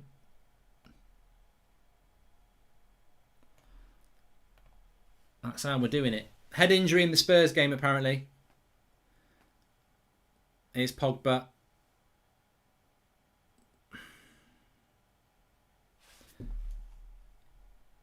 Mark Williams, thanks for the sticker there. Says, how's it going? It's going good. Hope you're all as well. Fred is dropping very deep, Mark. Typical back 6, says Vignesh. Well, Fred's injured himself here. Don't know what went wrong. That'll be all right. He's only clipped him. He'll be fine. He's just won the free kick. So, chance for United to whip across in here. Of course, look, it's not always about winning 3 or 4-0. title challenges are about winning 1-0 when you're playing badly. But Fred's all right. He's just clipped his shin a bit. Take him off. He'll only bring McTominay on. It won't be Van der Beek, if that's what you're thinking. Anyway, Bruno's probably his first real touch on the ball. Cross in. Should be a goal. Oh, we're queuing up. It's the bar. Matt, Martial. No. Oh, no. No. I thought we'd scored. They were queuing up on the cross. I don't know how we didn't score. Too many cooks, small the broth there. We've headed it against the bar, and I don't know how it's not gone in. The cross from Bruno, there wouldn't have been an offside. Lindelof should have scored. Martial's is cleared off the line. Martial can't really do any more than that. I think Lindelof should have scored. Maguire takes it off Pogba's head, and then Martial's is off the line. So we should be 1-0 up there, because Lindelof should have scored. Pogba would have scored. And then Martial's unlucky that it gets cleared off the line. But I think Maguire takes it off the head of Pogba by sticking his foot out, knocks it onto the bar, and then Martial heads it and it's cleared off the line. But Lindelof should have scored. Pogba, I think, would have scored, but Maguire took it off his head and hit the bar. So, massive chance for United there in a game where we've been a little bit quiet, but it just shows you how potent we can be. And Greenwood shoots wide. I don't think Martial could have done any better there, really. There's enough people on the line, but we could have been 1-0 up. Varane scores that. Shall I tweet it for a laugh? I'll do it.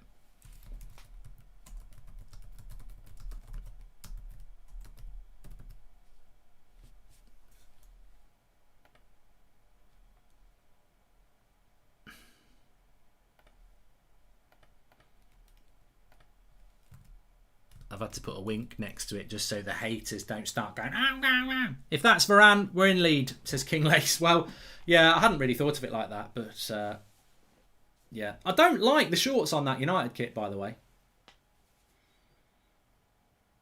Raphael Varane sat on a bench. Just doesn't look right, does it? It's like going to prom night with an ugly person and refusing to go with your dream date. Notice how I said ugly person. Could be anything. I know it's not all about looks, but you know, I meant personality, not looks. Be careful what you say these days. Thanks everyone for tuning in, by the way. Please subscribe. We're trying to get up to 94,000 today, so bottom right hand corner to subscribe. Get involved with the chat. There's Sancho as well.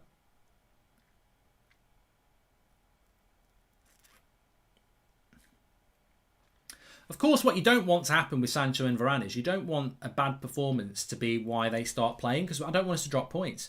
Hi Mark, I'm finding it hard to follow and support with this kit. Do you think the kit is important regarding the outcome, says Timo? Well, I'd say no, but we did lose a game at Southampton very famously a few years ago with the grey kit, but I don't think they'll have that problem. Quite like the IKEA kit, says Melps. I just don't like the shorts. I'd rather it was it was all blue, but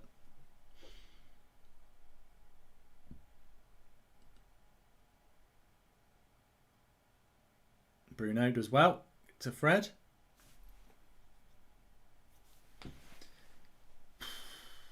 It's a very different game to Leeds, isn't it? And look, we're away from home, aren't we?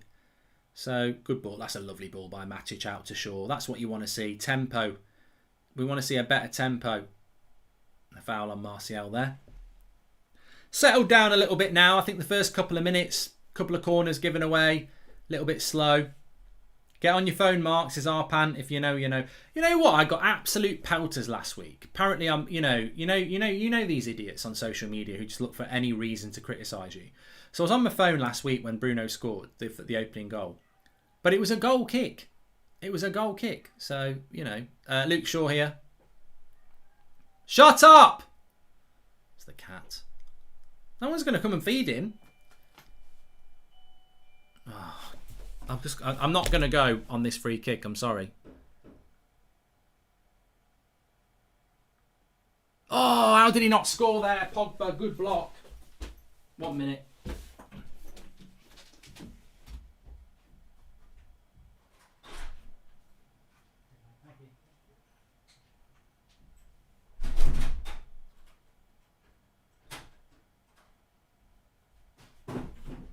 I love it how people go out when there's a fucking football match on. There we go. Corner to Manchester United. Headed away. Punched away. We should be 2-0 up here. Pogba's just had a bloody good chance on the back post. Corner. But United are settling in here. I feel there's a goal coming and it's another free kick. Southampton can't deal with our free kicks at the moment because we had the chance where we hit the bar and the clearance off the line. We've just had Pogba with a clearance, with a good save by the keeper. And now we've got another free kick here for United. We're settling our way into the game. I thought Martial was Ashley Young, says 58 go. And who's got bigger bollocks, Maguire or Jones, marks Liam? Don't understand the relevance of the question. You buy a quality defender and then you bench him, says Des Reynolds. And I actually quite like the contrast with the yellow shorts. Spurs are leading, should be 2-0 up, says Vignesh. Good. We want Wolves to be shit because we're playing them next week.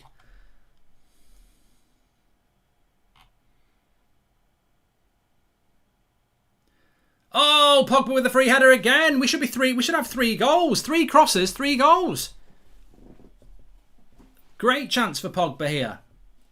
Luke Shaw with the cross. Oh, he should score there. He should score there. Well, as I said, we've had 3 free kicks. And, I mean, remember, set-piece delivery isn't always about defending. We want it to be about defending. But it can also be about how you're doing in relation to set-piece on the attack. I'm finding it difficult to see the point of Fred, says Niradri. I hope the first 11 changes in the next few weeks. Southampton on the attack, but we've won it well with Greenwood. Look at the speed of Greenwood on the ball. Delightful ball into Martial. Can he play it first time across to Bruno? No, he can't. He's still got it. Martial, nicely into Bruno. Back to Martial. Southampton all clear. The speed on the break is so exciting from United. Varane and Sancho already looking like Donny, team viewers, says A dash. And this kit will bring out the Swedish Lindelof, just like how our third kit last year brought out the Juve Pogba, says Mon. Thanks for the super chats, by the way. And Lindelof is probably playing because the kit matches his country's colours, says Rangi. IKEA vibes here. And is Hasenhüttl overrated in your opinion, says Wuzzy? I think sometimes Southampton are a good team and sometimes they're bloody dreadful. You know? Defensively, they're wide open though. I've got to say that.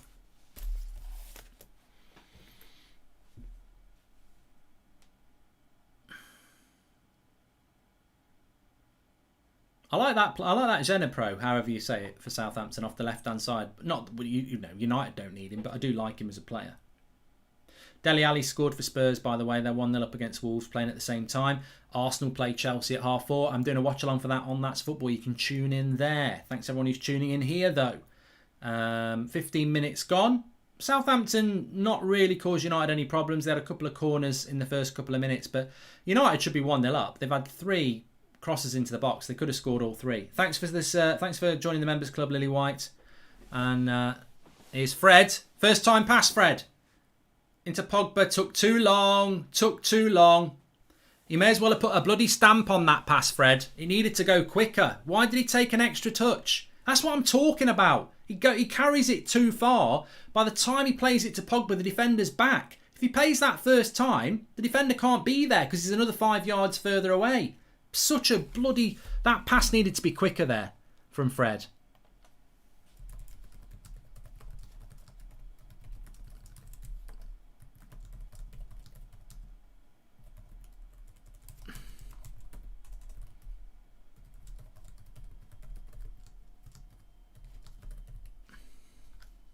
It's the same old query with Fred though, isn't it? Does he move the ball quick enough? No.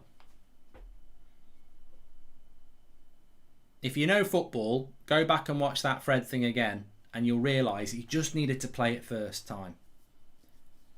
Or not even first time, just any time in the first 3 seconds you had the ball instead of waiting 5 seconds. See, that's better. He can play quicker. Here's Wan-Bissaka into Bruno.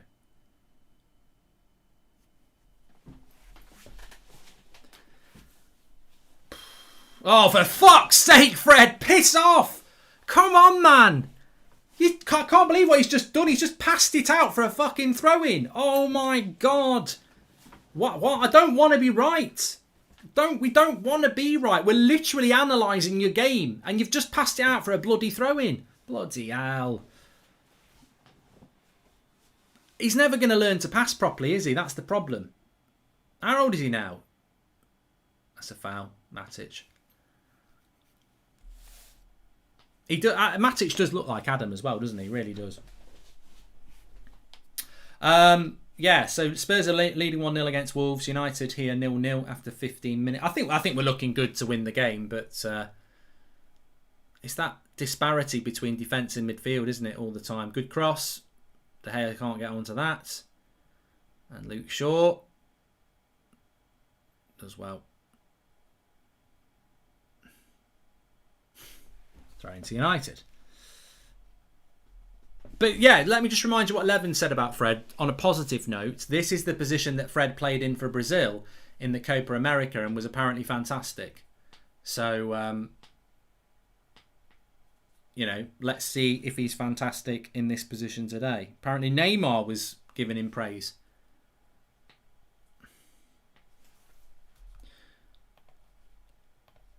Fred must practice passing in training. We will lose this game, says Des Reynolds. That's another bad pass by Southampton this time. So neither team really getting to grips with their passing at the moment. 30,000 watching. Thanks everyone for tuning in. Please subscribe, bottom right hand corner. I do like Ward-Prowse though. I mean, look, spending a minute just talking about the opposition. I mentioned Dnipro. I do think Southampton are pretty crap. And obviously they've lost Vestergaard, Ings and Bertrand, which makes them weaker. But they've still got Ward-Prowse, who's a very, very good player. But I think Southampton will struggle this season. I don't think they'll go down, but I do think they'll struggle. Comfortably bottom half for me. Good press there. Fred's already dropping a stinker, says Ethan, and I hope Ollie does not wait too long to sub players in this game, especially since he stated this match with the old guard and Magaluf, says Sharif. Well, we've only had 20 minutes, a bit early in the game to start thinking about, you know, substitutions, but I mean, look, I've changed the way we've set up to purposely show you that it's Fred and Matic playing together. Here's Luke Shaw, a little bit unlucky. I think Pogba's offside there. Yeah. And the ground is starting to fill up now. I think there was problems with people getting into the ground.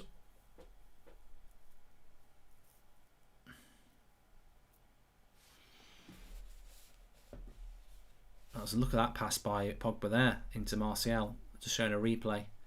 But yeah, story of the game so far, very much about set pieces. And it's United who've been better on the set pieces attacking wise. 3 big chances. 1 hit the bar. Martial cleared off the line. Pogba with a shot saved by the keeper. And then another cross to Pogba that he headed over that maybe he could have done a little bit better with. We're only 40 subscribers away from 94,000. So please subscribe, bottom right hand corner. Smash that button in the bottom right hand corner and let's see if we can get 94,000. You're all very, very welcome. Remember, United Stand, we're live every night at 8 o'clock. Watch-alongs for every game, match reaction, fan forum, 10 o'clock every morning with the news shows as well. So get involved, subscribe, bottom right hand corner. Bruno, cross into the box. It's a lovely cross. That's where you want Cavani. Bruno will be like, what? That's why you need Cavani. That cross is right on the penalty spot and there's nobody there. Fred keeps it in. Always a bonus. Bruno, he saw that he wanted the run. Now he plays it into Pogba. Lovely ball by Bruno. And Pogba wins a... That's a throw-in. That's a throw-in. A lot of people saying free Donny. Jay says free Donny, Sancho and Varane. He wants a hat-trick. I've told you, Donny. I told you, Jay. Donny van der Beek won't play a minute today. Won't play a minute today. And if I guarantee you he'll bring on Lingard before he brings on Donny.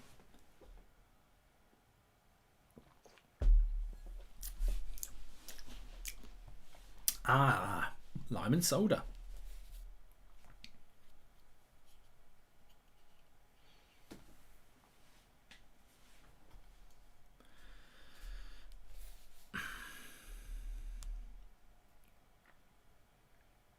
Punched away from the corner for Manchester United.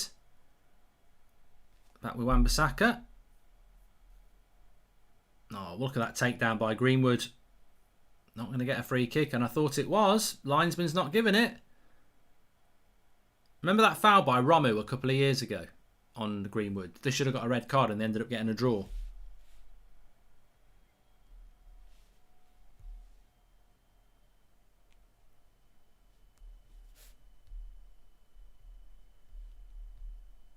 And the referee's gone back to have a look at the Greenwood situation here. Fred's getting some right pelters in here. I don't know. I don't think he's been that bad. He's just passing's a bit slow.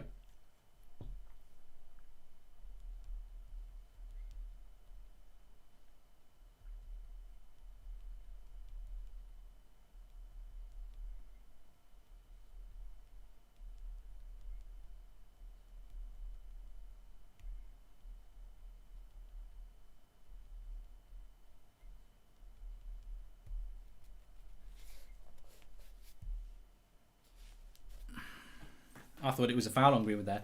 D11, Copa America is nothing like the Prem, says Matt Carroll. No, Levin didn't say. Levin gave both sides of the story. I can read you what Levin messaged me. He said this. Levin said, a big thing to watch out for is the position Fred played so well for Brazil is the position he's playing in today.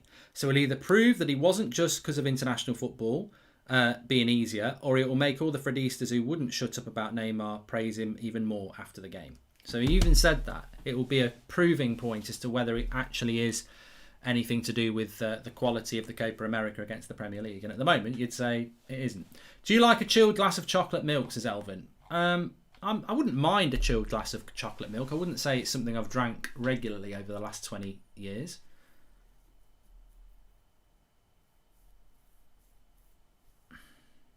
This game is, we just need to up the tempo a little bit here. I think if we were 1-0 up, I'd be very happy. Because we should be 1-0 up. And I think 1-0 up, this game's comfortable. Here's Greenwood down the right-hand side. What's he going to do? Too greedy. Come back, Bruno. Oh, it's not a great ball. Lovely ball by Bruno, though. Fred. I was going to say Fred should shoot, but we all know that that's not a great idea. Oh, God.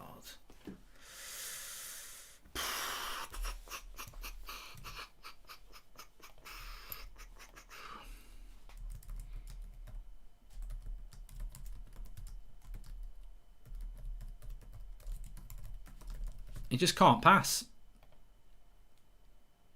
He just can't pass.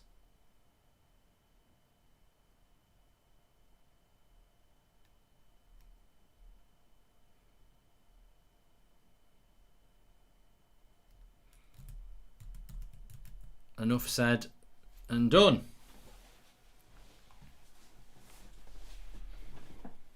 Well, in fairness, he's probably cost us about 3 decent attack situations now with three bad passes. But you know, he's an energetic player.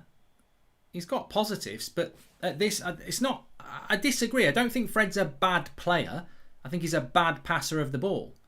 And at this level, if you're trying to fight for a title, then it's a problem, isn't it? Another foul here.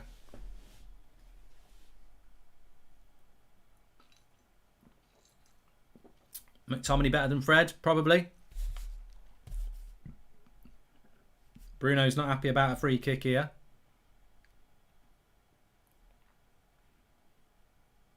He did get the ball. I think that's why he's not happy.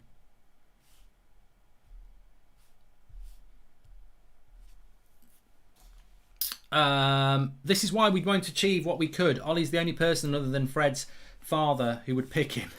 Brad. You're a joker, Brad. Anyway, this is a dangerous situation. This is where we need to see an improvement from Manchester United, because this is an opportunity for Ward-Prowse to whip across into the box, which he will not refuse to do. Headed away well. by Bruno that time. Ward-Prowse picks it up. There's no way that's a free kick. Let's move it on. Come on the break here. Here we go. Mason's had a good game. He's going to be such a good player, Mason Greenwood, isn't he? Fred is having a stinker already. He isn't a bad player. His interceptions are great. He just can't pass. Vignesh is spot on there. Absolutely spot on. Why does Ollie use his favourites instead of the best players available? So frustrating. Imagine Donny, Sancho and Varane in that team, says Leo. Mate, I'm not going to be afraid to say this. I think if Van der Beek was playing this game, it would be a different story. Like, it's crying out for Van der Beek. I'm going to tweet it as well.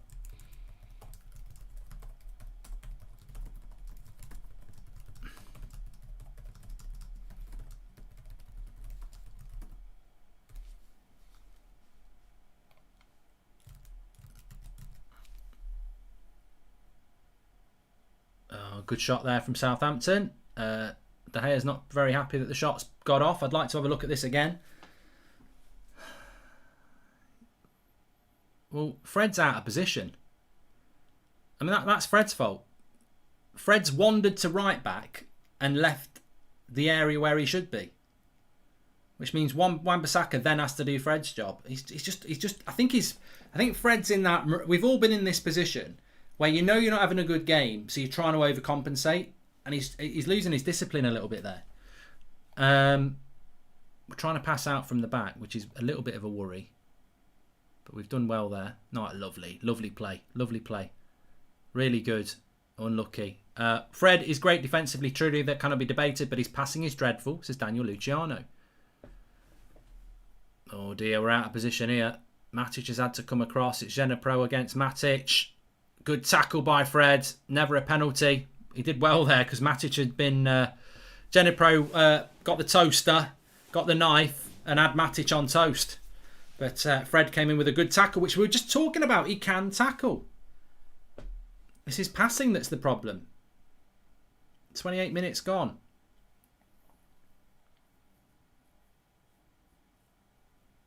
Fred was covering Aaron Wan-Bissaka then, Mark, says Vicious Binman. Lindelof fighting for his life, says Thomas. There's a good tempo to the game, but unfortunately the tempo isn't coming from United enough. Lots of good tackles going in, and it's a frenetic game, but I just feel in a game like this, you want to have a bit of quality. We're fighting, that's good to see, but you want to see a bit of quality, and it's now Southampton down the right hand side. The cross comes in, and Maguire. Matic turns into trouble. Fred. Good ball out by Fred. Good tackle by Southampton. I mean, Bruno quite rightly saying, how's that not a foul? We're just losing the 50-50s at the moment. And they've scored. Bloody hell. Bloody hell. Well, the referee has got to look at that and say, why is he not given a free kick? But I can't understand how this has gone in. It's 1-0 to West Ham. Not to West Ham. It's 1-0 to Southampton. And I'm struggling to see what we have done here as a team to allow that to go in. I've got to see it back. I've got to see it back. He's given the goal. I think it might deflect. Bruno is fouled. That's a foul on Bruno. He's taken the man. That's a bloody foul. It's deflected in. Bastard. It's deflected and... Oh, it's typical. It's gone off Fred. That's a foul on Bruno, that is, though. That is a blatant foul on Bruno. Blatant foul.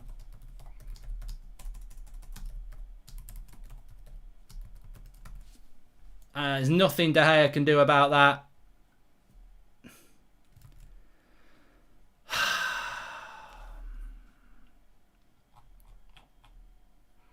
It'd be very easy to blame. It'd be very easy to blame. And Bruno's been booked. You know what? I think he's right. I think he's absolutely right. Southampton's just had a foul. It makes me really mad.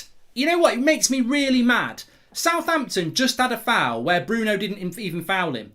The same thing happens and he says play on. It's inconsistency and it pisses me off. Because he's the same referee, literally 2 minutes apart. gives a foul against Bruno, which wasn't a foul, but then doesn't give the same thing. And people will go, it's not a foul, it's not a foul, it's not a foul. But that you're not listening to my point. My point is, he just gave a foul against Bruno for the same bloody thing, and 2 minutes later doesn't give a foul when it happens to us. Such a frustrating... referees piss me off. Welcome back to the Premier League, everybody. Inconsistent Premier League.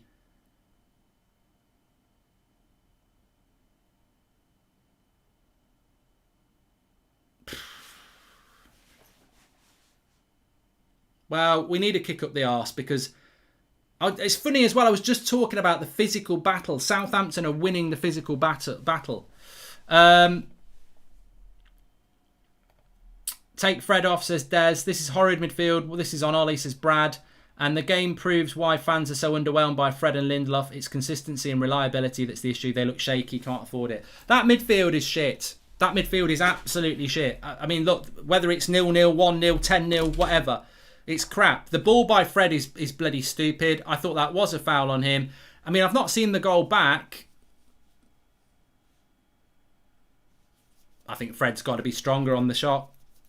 I think Fred's got to be a lot stronger on that. I mean, there's nothing De Gea can do. There's nothing he can do. It deflects in. But that midfield is a shambles. An absolute shambles. Fred has been awful. Do you think he was reluctant to give it because of Greenwood's situation, says Adam Morris?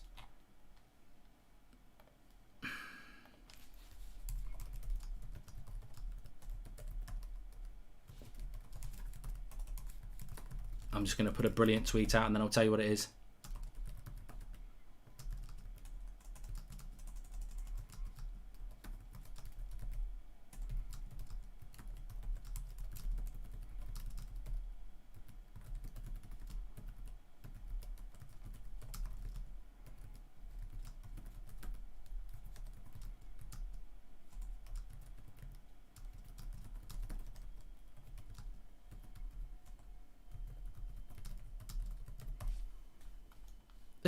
All I've said is, I mean, it's no secret. All I've said is that I get tired.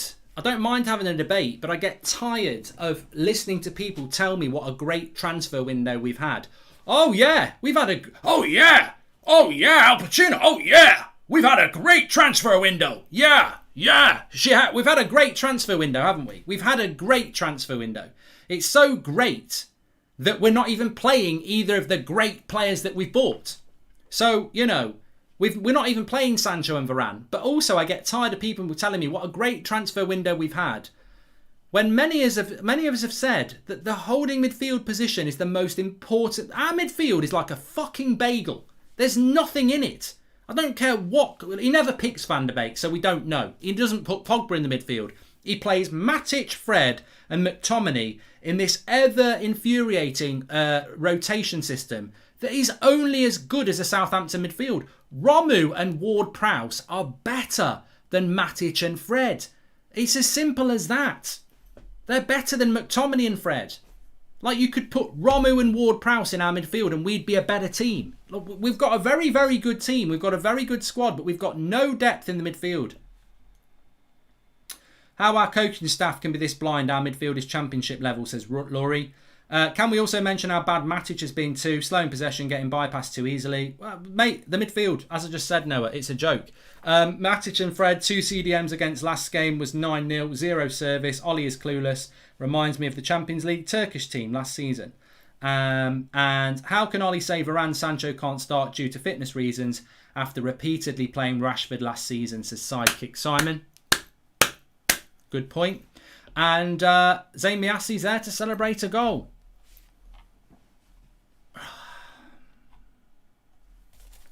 I mean, the only notes I've really taken about this game is the midfield. This midfield is killing me already. Didn't address the main weakness in the transfer window, says Vignesh. How can we challenge with a hole in the midfield? And welcome to the Members Club, Tracy Taylor. I mean, look, you know what? You've got Paul Pogba. Paul Pogba, one of the best midfielders in Europe, playing on the left wing. People want him on the left wing, but he's only good on the left wing when you're playing fucking Leeds at home and you're on the attack. He's not in the game. Paul Pogba's not in the game. He's had a chance from a couple of set pieces. Apart from that, he's not in the game. This Pratt's in the game. Fred. Paul Pogba's getting about 10 touches for Fred's 50. It doesn't make sense. Get your best players on the fucking ball. This is why I don't like Pogba on the left wing. I mean, Paul Pogba's a fantastic player, but he's not in the bloody game. Get him in the fucking game. We're playing like a bloody bagel. Polo FC. This game is being lost in the midfield because Matic and Fred are losing the battle with Romu and Ward-Prowse. That's what's happening. Doesn't matter how good your attack is, we're not getting the ball to the attack because we're being dominated in the midfield. Hi Mark, Pogba should go in the midfield, Fred out, Sancho on the right. Yeah, just do it. Do it now. Only thing keeping me sane watching this team is that Jay, says Kappa.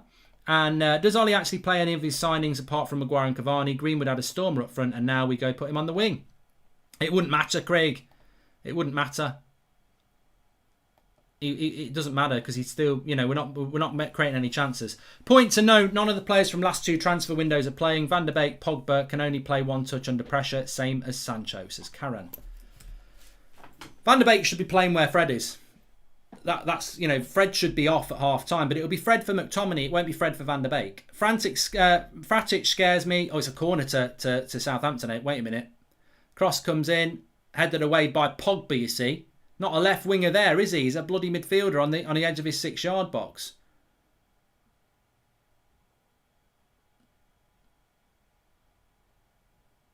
Come on, United. Shirath Kamath Fitness says, Matic and Pogba in Ollie's early days. Don't know why he can't put Pogba there and play Sancho. I'll keep saying it. Maradona, Pele and Zidane can't fix the team Ollie is managing, says VAR check.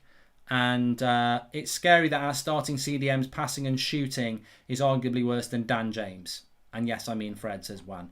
Mate, Fred can't pass. He can't pass. That was a chance by Greenwood.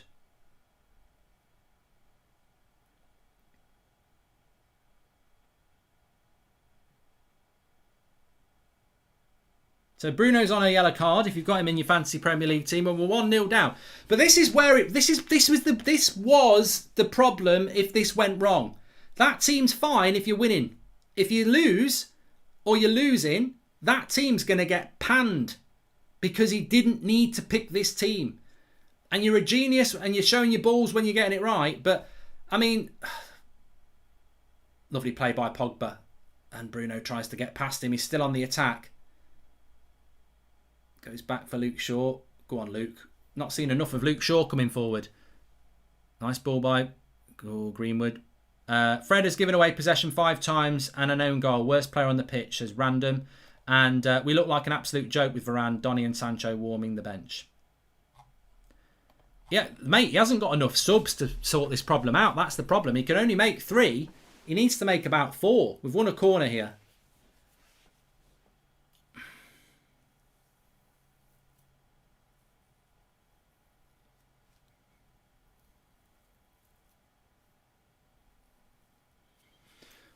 Five minutes to half time. Bruno. Oh, I thought someone was getting on the end of that. If he hits that long, we're in trouble here. Oh, he's just gone past Fred like he's not there.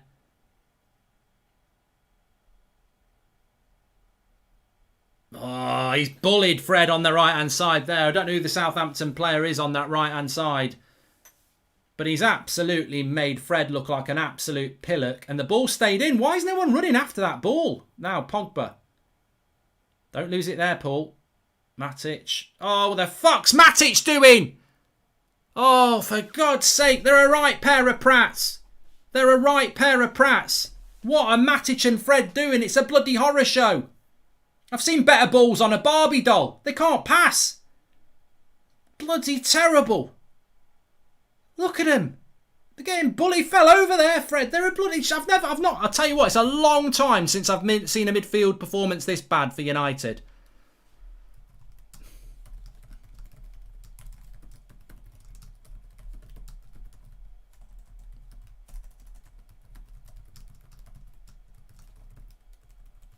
It's terrible.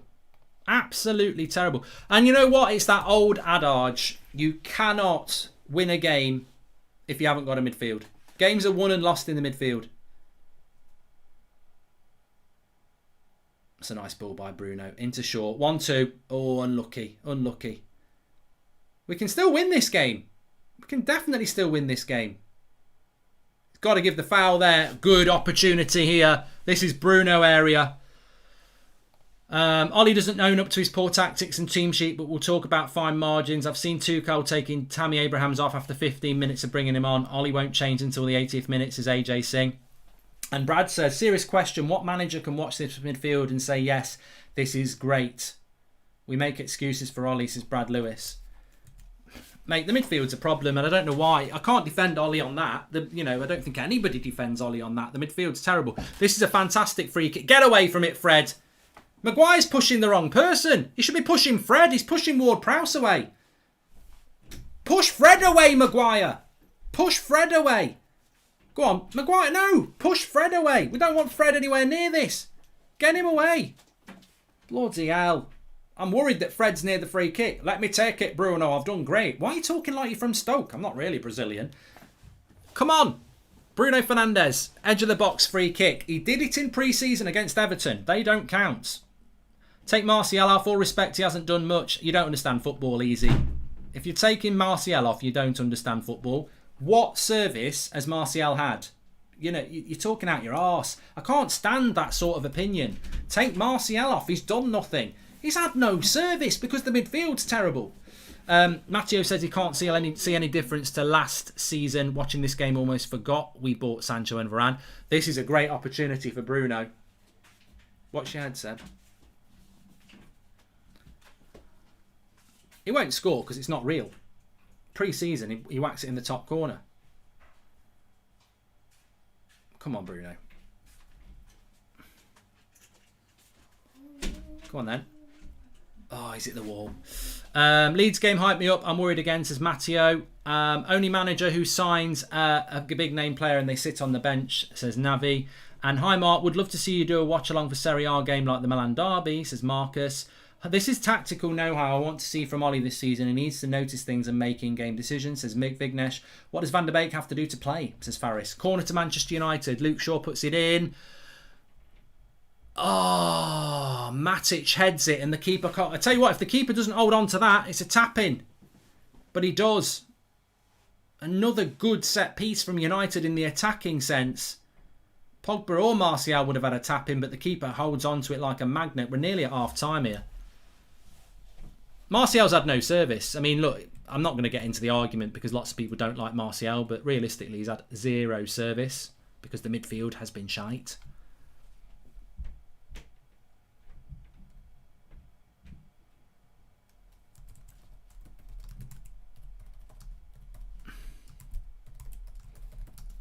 You know what? We can talk about Varane, we can talk about Sancho, we can talk about whoever we bloody well like. This is not about transfers. He should have started Varane and Sancho. I agree with everybody. This is not about transfers. This is about winning this game. And if you take away Sancho costs 70 million and Varane's a brilliant centre-back, what do we need to do to win this game? Get hold of the midfield. There is one player that should be warming up for the second half, and he won't be. And we'll still probably win it without him, but any Pep Guardiola, Jurgen Klopp, Tuchel, they would have Donny van der Beek on at half-time. Because this game needs a higher tempo from the midfield. It needs quicker, more accurate passing. And the one player that can do that is Donny van der Beek. And he won't even be warming up. He is, and I like Sancho and I like Varane, but we're trying to get hold of the midfield. That's the player that we need to bring on. But he won't do it. IKEA FC off, second half on, says Caden. And Martial equals graveyard shift. Any United striker equals graveyard shift. Paul Pogba, very, very quiet. Set pieces, he's a threat. But in relation to open play, very poor. Because he's not getting the ball. You've got to have the ball. I think Pogba, Martial, and Bruno have been very quiet. But how can Michael Carrick, forget Ollie, how can Michael Carrick, one of the best holding midfielders in Premier League history, sit there and not realise what most United fans realise, that midfield is shit. He played that position. He's written a book. He's not thick. Fred off, says Des Reynolds. I watch every day, Mark. It's an embarrassing midfield, pal. Every day we talk about what we need and we're just not doing it. Same old United, says Stephen Atkinson. But the thing is, Stephen, what annoys me is you get people coming on and they'll go, negative. You're just being negative again. It's not negative to keep going on about something that's a problem. If you walk into your house every day and your back window's got a hole in it and there's a draft, do you get used to it and go, you know, it's not that bad? It's not that bad being freezing cold in the winter and the rain coming in and, you know, soaking my carpet. It needs fixing. I'm not going to stop moaning about this midfield until we see a fix. And we can all hope, like last week, people started talking about, can you win a title with Fred and McTominay? No, you bloody can't. You can't. Because the problems that we've identified with these players over the last 2 years are there. They're there. They're not going to go anywhere, are they? I mean, look, in McTominay's case, maybe as a box-to-box player, we might start to see something. But Fred is 28. He ain't getting any better. You know, needs subs to happen in that middle this half. Shots have been taken. Defenders have to stop playing like their stupid possession games, says Stephen. Eddie Cavani would be having a field day with those headers, says Diego. So yeah, we're at half time. Let me just stop the clock. You know what? The biggest thing I would say here, Mark, we would be better off with a tub of Pringles up front than Martial. He's beyond past it. Aram, you're an idiot. I'm sorry. I don't mind. Look, Mark, you're hilarious, mate. Take all my money, says Yankee. And clueless manager and coaches in terms of midfield. But I just want to say here, look, how can you get to half time and vent at Martial? Surely you've played FIFA or surely you've got some grasp of a game of football. Because you're just talking out your ass. That's ass talk. Like, Martial's passed it. For what? He's had no service. Pogba's had no service. The problem with that game is the midfield. We're not getting out. Let me go to this and show you what's going on here, right? Forget what we thought might happen with Matic dropping in and Fred being box-to-box. This is what's actually happened. Shaw and Wan-Bissaka are like this. We get the ball, it's like this. It's a bloody mess. Pogba's having to come in here. Bruno's having to come all the way over here. Greenwood's here. That's basically United. And you want to have a go at this guy. What do you want him to do? I'm coming back. I'm going to go all the way up. Oh, look at this. I'm going to score. He's got nothing going on. These two players, Fred and Matic, are playing next to each other. We're getting swamped and pressed all over the bloody place. They can't find a pass. It's a bloody mess. We need to get the team up the pitch more. The way you do that is moving the ball quicker. He needs to come off. Van der Beek needs to come on. Matic needs to sit. And we need to get our fullbacks going forward. We are losing this game. We're not drawing it. I think we'd be unhappy if we were drawing it. We're losing this game. We're losing. The goal, look, I felt it was a bit of a foul on Bruno. I really did. We'll see it again. And I think it's a foul because he'd given a foul the other way 2 minutes before. The goal, there's nothing De Gea can do. There's nothing Maguire can do. Fred sticks his toe out, deflects it perfectly into the bottom corner. If it was going to be anybody, it's going to be Fred. It's probably a little bit harsh to go in on Fred. Maybe he could have defended it a little bit better. But, you know, at the end of the day, you get what you deserve in a game of football. And I think Southampton do deserve it. They are the underdog. We've played nothing like we did against Leeds. And I think the thing that resonates with me the most is I wasn't shocked when we beat Leeds 5-1 last week. I wouldn't have been shocked if we were 5-0 up here. But I'm also not shocked that we're losing 1-0. Because the one thing we talk about with United, and I'll go back to the Europa League game. What did we talk about? Don't create enough chances for our strikers. Don't deal with teams that press us in very, very well. And we haven't dealt with it today. We haven't got a midfield. We don't keep the tempo up. And he doesn't rotate effectively. I think he should have made a substitution in that first half. This midfield belongs under a giant tent put on by Barnum and Bailey, says Brad Lewis. Who prioritised right back instead of midfield? Ollie. No change from last season. Ollie out, says United Channel. Solskjaer is a PE teacher. Get rid, says CW. The Glazers are our landlords. They have put in new radiators and fixed the bathroom, but still haven't fixed the boiler. So none of it works, says Mark Dobby. This is a terrible performance so far. No creativity in the midfield. Fred needs to come off, giving the ball away nearly every time he's had it. Van der Beek time, says Gary. We ain't going to see Van der Beek. I agree with you. I absolutely agree with you.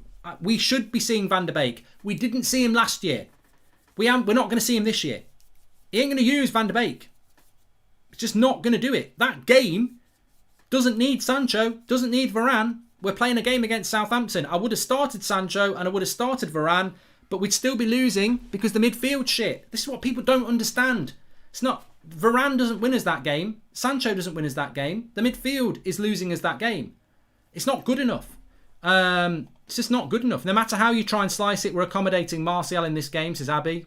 I don't know what game you're watching, Abby. Hi, Mark. Can we at least take the positives so we're looking a lot better at set pieces? No.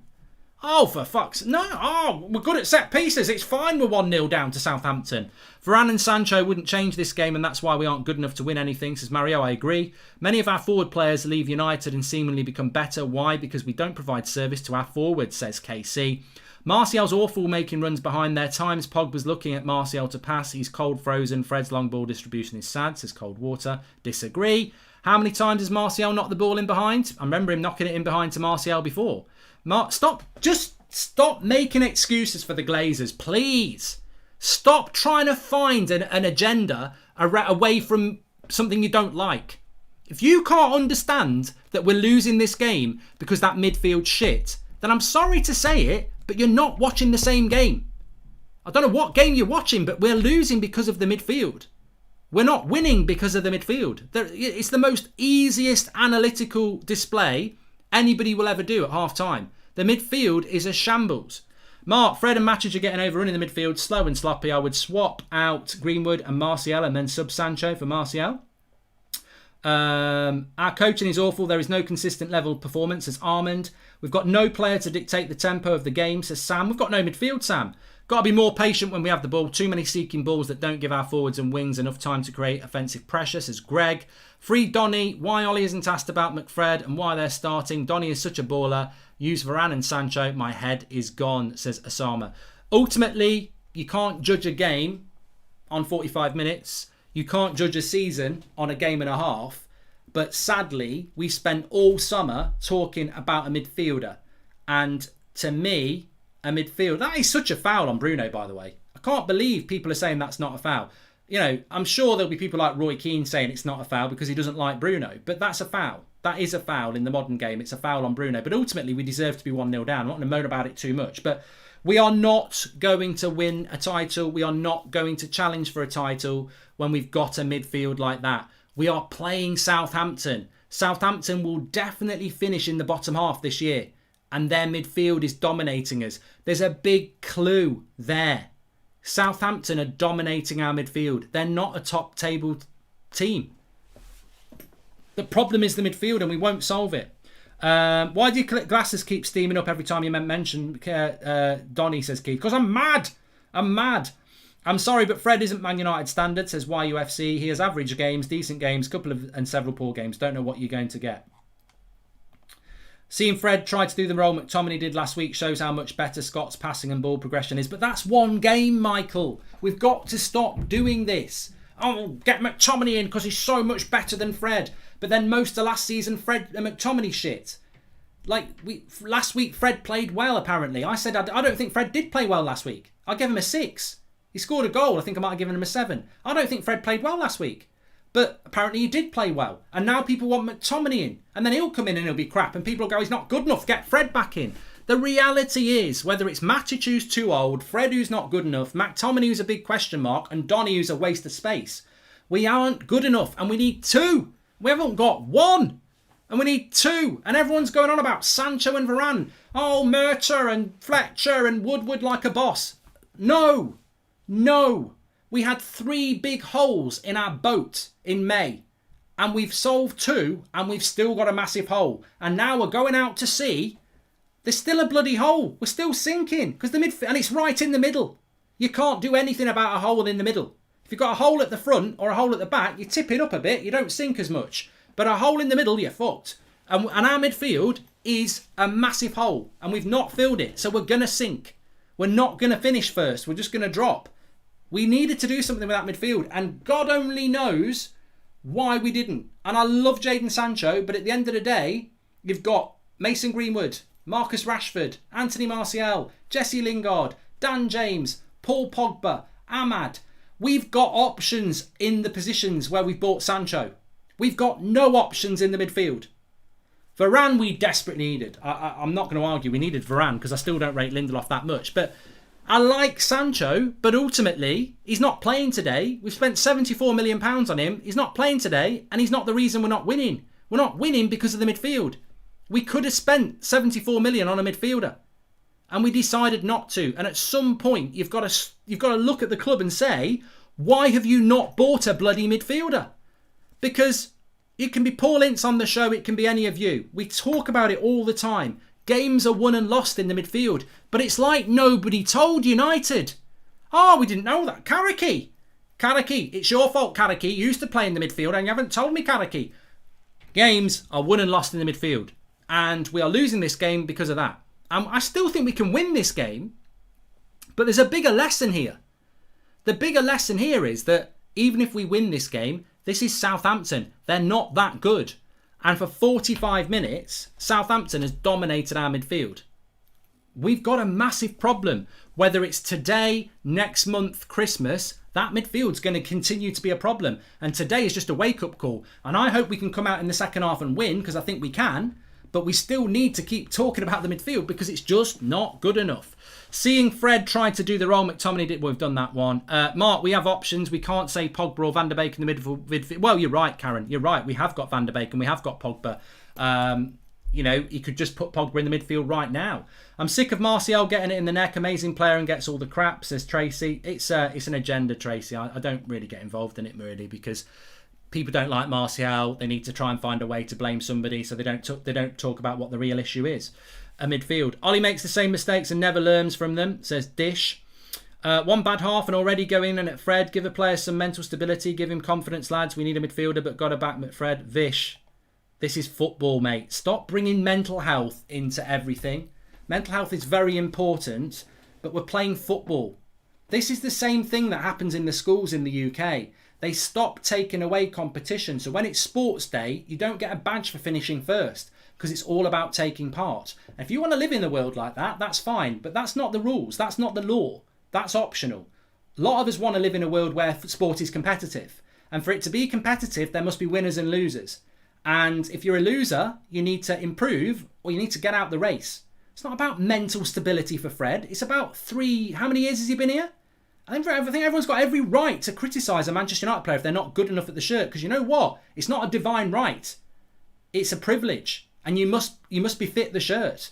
And I'm sorry, that midfield is shit. So don't talk about silly things like mental stability. It's a competitive sport. You're allowed to be critical of them. Nobody's having a go at his clothing. No one's having a go at his wife. We're talking about him as a footballer. You know, we must be allowed to do that, I'm afraid. We're losing the game because of Ollie's team selection, says Joseph. If the board doesn't see we need a CDM now, they have the same site as Stevie Wonder, says Iron. Messing around at the back only for it to make it to Fred, who boots it over the line, says Sean Thornton. Ollie is at fault. What's new, says Vinician. And hi, Mark. Even James Ward-Prowse is better than our midfielder. Well, Ken, I disagree with you. It shouldn't be even Ward-Prowse is better. It should be Ward-Prowse is better. You know, Ward-Prowse is a player that I think should have gone to the Euros. So, you know, it's... you know, he's a good midfielder, but I said this a lot through the summer and a lot last season. I always use Romu and Ward-Prowse because they're a lower level team where I know they're holding two. And Romu and Ward-Prowse are better than any midfield combination that Ollie serves up. That is the problem. I still think we can win the second half, but my big thing is we should have bought a midfielder this summer. This is meant to be a title challenging United. This isn't about beating Southampton. This is about, are we going to challenge for a title? And I would look at that team there and I would say, you know what? If we don't win this game, Ollie's going to get it, isn't he? Because he could have picked Sancho, he could have picked Varane, he could have changed his midfield this season. Just going to ignore that comment you did. I said I have respect for Martial. It was an opinion. We all get things wrong. Love the channel. Keep it up, says EZ. I'm not ignoring it, EZ. There's a lot of comments coming in. I'm trying to work through them. I hope Sir Alex Ferguson is telling Woodward in the stands we need a CDM, says Cian. How anybody rates Fred is beyond me. 50 million midfielder that can't pass, says SSJ Ready. Fred and Matic is our check engine light on, says Prince. And I heard, realistically, I think Tuchel, Pep, any top manager has made a sub. We're losing because of the kit, says Timo. It's a very bright kit. I don't think they can say they can't see each other. Really poor first half, says Lux. We love your work and everything you do, United fans. Cheers, Lux. And Alan from Australia. Thanks, Lux. Freddie's terrible for my mental health. Get him off, says David Mills. Yeah, what about David's mental health?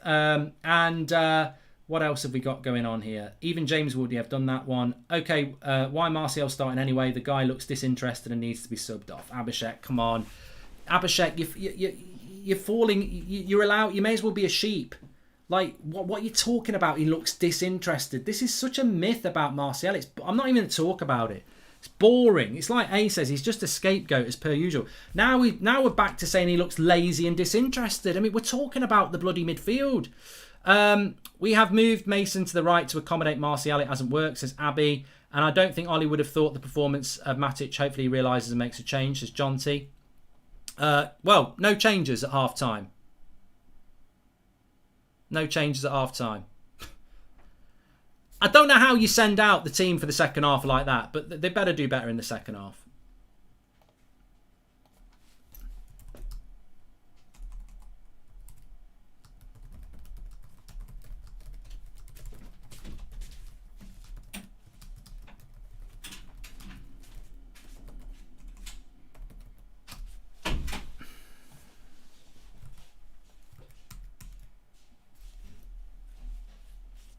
It's not like Martial is missing Werner chances. These type of people will see Fred scoring that like there's no issue in the midfield, says Kenneth. Well, a lot of people, you know what it is, Kenneth? A lot of people like Fred more than they like Martial. That's the thing. Nice ball out by Pogba here. The only combo that has worked is Matic and Donny, says David Hill. But Ollie can't do that, can he? Orange says Aaron Wan-Bissaka losing concentration a couple of times in that first half. Doesn't happen with someone like Varane beside him. And Sancho's better than Fred. Pogba to centre midfield. Martial to left wing. Mason to centre forward, says Patrick. Another corner for United here. Now we have done quite well set pieces. Pogba's hobbling a little bit here. I think he'll run it off. I think it's just more about a collision. We don't want to lose Pogba.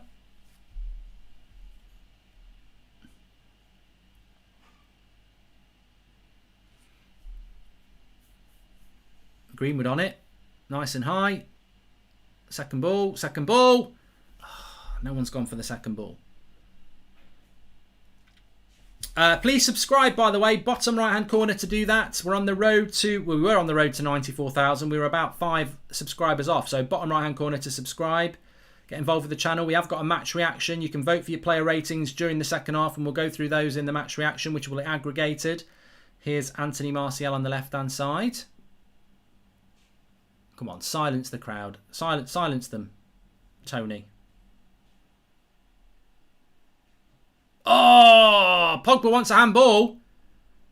I think it was going in. Bruno, shut up. Get away, Bruno. Is Fred actually good at anything? What has Don need to do to get in some jokes, says Dan Golding. And Mark, do your coaching badges. I believe you'll be a great coach, says Isa. Let's watch this back. Nah, it's not a handball. It was going in. No way was the keeper saying that. Ollie is too reliant on individuals. Build a team, says Craig. It's another corner for United. Go on then! Oh, bloody hell. Every cross into the box, we look like we're going to score. But we don't. Blaming the Glazers because Ollie doesn't know how to get a decent team up is ridiculous, says Callum.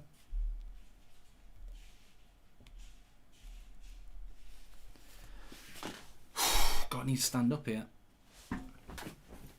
Well, we're going to have to do an easier comeback than last season because we were 2-0 down at half-time against Southampton last season, but they didn't have any fans in the ground. I just think if we could... I would describe this... If I was doing this out of 10, I would say United's performance so far has been a 3. If we can get to a 6, we'll win this game. But I don't think we've got enough subs here. I mean, really, Van der Beek for Fred. It'll be Matic. It'll be McTominay for Fred, by the way. Van der Beek for Fred. I'd get Sancho on for probably Martial. Put Greenwood down the middle. And that's not because I think Martial's at fault. I just think you've got to mix things up, haven't you? And I think that we need to get a wide player on, and you're not going to take Pogba off. So for me, I think Greenwood's fitter, so I'd put Greenwood through the middle. They're up against us here. Okay, I've got to be careful here. How can anyone defend Ollie anymore, says Brad. If you had Tuchel or Klopp or Pep, this wouldn't be the lineup they play or the tempo. What's the score in the Wolves game?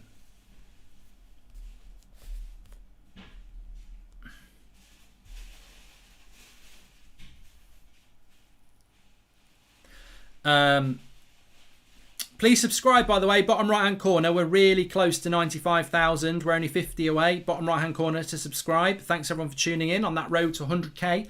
Why are fans so angry? All I want is peace and love, says Jenks. Mark my words, McFred will eventually eat Ollie's job. Lingard plus Fred plus 25 equals Declan Rice, says Robin Paul. Bruno is a disgrace the way he begs for penalties, says JM. Come on. And Mark, every time Fred gets the ball, he passes to Aaron Bissaka and the back to De Gea breaks down the attack every time. Too slow. We need a change. So Stephen. Well, keep an eye on the bench because I think most Man United, I think there are a few Man United players warming up, but tempo's too slow. I mean, for me, you've got to talk about tempo. You've got to talk about chances. You've got to talk about subs again. I think you should have subbed somebody at half-time. That's 3 of the failures of last year that are already evident in this game. What's the difference between last season and this season? We're playing slow build-up football, says Vin. Well, there is no difference because the 2 players we bought aren't playing. So we're using the same players as last year. I think we've got to be I'm a little bit worried about Bruno as well.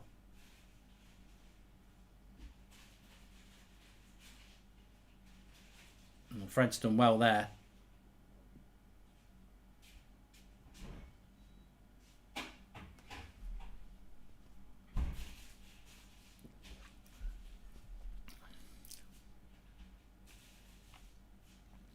Woke up at 6 a.m. in California for this. Cheers, Fred, says Jack Edwards. And that literally what I was saying about taking Martial off for Sancho, but you said I don't know anything about football when I said that, says Ez. Well, no, you didn't say that, Ez. The conversation that was happening at half-time was about Martial being shit and a waste of space and having a bad attitude, which is not the case. I don't mind mixing it up.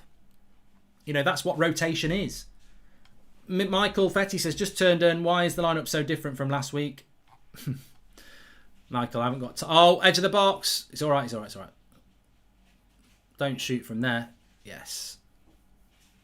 I had ailing fears there.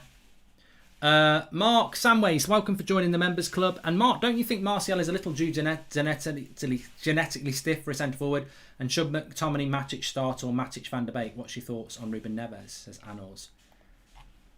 I think Man United need a midfielder. Zenipro's just gone down injured here. But look, we're losing 1-0. We can moan. Of course we can. Big shout out to Watched Heat because of you. Good film, says Harry Ellis. It's a classic film. Well done. Wash and Go. Thanks for sponsoring the show. Wash and Go. I'm sure there's a few candidates that you'd like to see get an early shower from United here. Who would be your first wash and go substitution? Mine would be Fred. But I don't think that's going to happen. But I do think what needs to happen in the next 10 minutes is Ollie needs to be making subs. Because I don't mean he's got to make them in the next 10 minutes, but he's got to have in his mind what he's going to do. Because those players need to be warming up. They need to be running up on the touchline so that from half an hour to go, he can start making those subs. And he needs to be making those choices now. 100%. Because if this is a draw, it's a bad draw. Like this, you've got to win these games. I've spoken about us winning the first 6 games and, you know, getting some momentum. If you already dropped points in game 2 and it's not even one of your hardest ones, it just gets in the head. The problem with Manchester United's football team is, and the reason we lose semi-finals and finals is because mentality-wise, we don't have a winning mentality. Oh, good interception there by Maguire. Was it Matic or Maguire there? I think it might have been Matic, actually. Mark, don't think Martial is... Oh, I've done that one. I wasn't a part of that conversation, says Easy. Well, it's fine. I don't think that of Martial. My comment was about mixing it up. Well, I agree with you on that one, Easy. Lampard's Chelsea less talented than current United squad. Lampard out. Tuchel used full Chelsea talent. Out Ollie bring manager to use full talent, says Christopher. And bring Sancho on. Pogba centre midfield. Greenwood on the left, says Chris Wood. Well, you could do that, yeah. But we need to score. Oh, we need to be committing there. It's a lovely cross from Bruno. Needing goals from Man United. Love the channel, Mark, says Ether. Nice little ball into Bruno. Back to Pogba. Here we go. Yes! Mason Greenwood. Generational talent. 1-1. We needed that goal. It's the attacking talent that does it again. It falls to Mason Greenwood in the box. And he pounces on it like Tom on Jerry. It's 1-1. Manchester United. And it's Mason Greenwood 2 in 2 games. That's what he can do. Needing goals, said Ether Games. And there he is again. The generational talent to make it 1-1. That's what we do. Nice work between Bruno and Pogba as well. It's another assist for Pogba as well. I think Pogba, nice little bit of play into Bruno. Holds it up intelligently. Gives it back to Pogba. I think he does find it. Well, a lot of you've got both. I'm just looking at assists. Yeah, it's an assist for Paul Pogba. Another assist for Paul Pogba. And it's 1-1. United, we needed that goal. We really did. We really did. Right at the start of the half. Respects to Claire California, and I was just saying the same thing about being up at 8 a.m, says Joel Duca. Welcome to the Members Club. Ben Garwood, Manchester United, 1-1 then. Mason Greenwood, 2 in 2. I told you, it's a massive season for Mason Greenwood. People talking to me about Haaland and Harry Kane and Ronaldo next summer, and I'm like, this lad, this season, he could have 20 goals. Morgan McKenzie. And I think he was, well, thanks for the super chat, Morgan McKenzie. I also think in relation to Mason Greenwood, he has played well in this game, in a game where not a lot of people have. So, you know,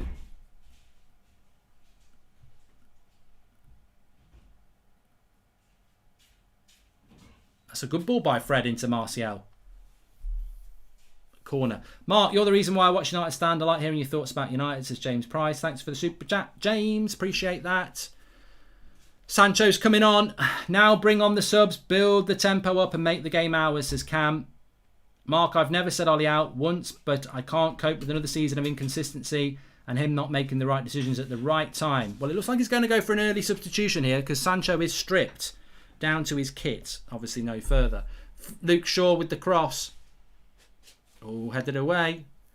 You see, Southampton's heads will drop now. This is only going to be a win for Manchester United. Well, I shouldn't have said that, but it should only be a win for United. We've got the early goal. Second half FC again. Second half FC. I need to write that down as well. Second half FC. Very similar to last season, actually. Very similar to last season, isn't it? You know, poor first half. Second half, we come out again.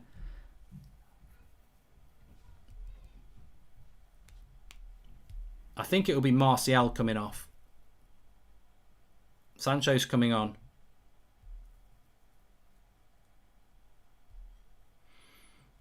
Yeah, I agree with that. Sancho coming on.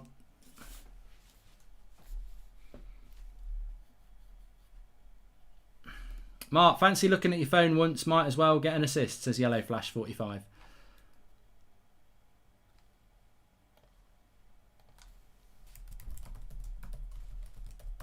But you know what?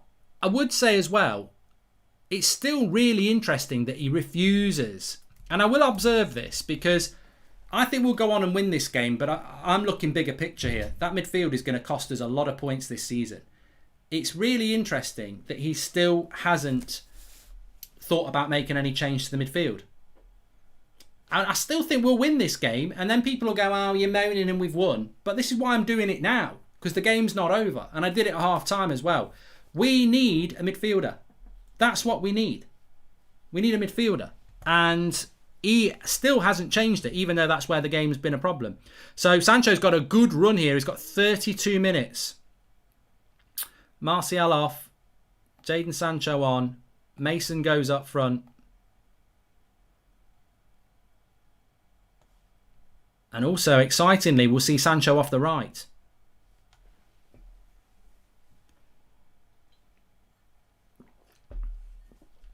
Why did Sancho not come on at half time, says David Mills? Don't know. Greenwood. Pogba. Overlap. Oh, it's fantastic by Pogba, that. Brilliant bit of skill by Paul Pogba, and he just puts it wide. He's enjoying the game now. We've upped the tempo in the second half. We're getting the ball to Bruno and Pogba a lot quicker now. Lovely play by Pogba. Magnificent play by Pogba, this. Oh, I'll tell you what, that would have been, for me, one of the goals of the season. Magnificent. Half an hour to go. Southampton look like they've shot their load. They really do. But United have finally turned up. And I tell you what, Ollie 100% has told them to up the tempo at second half.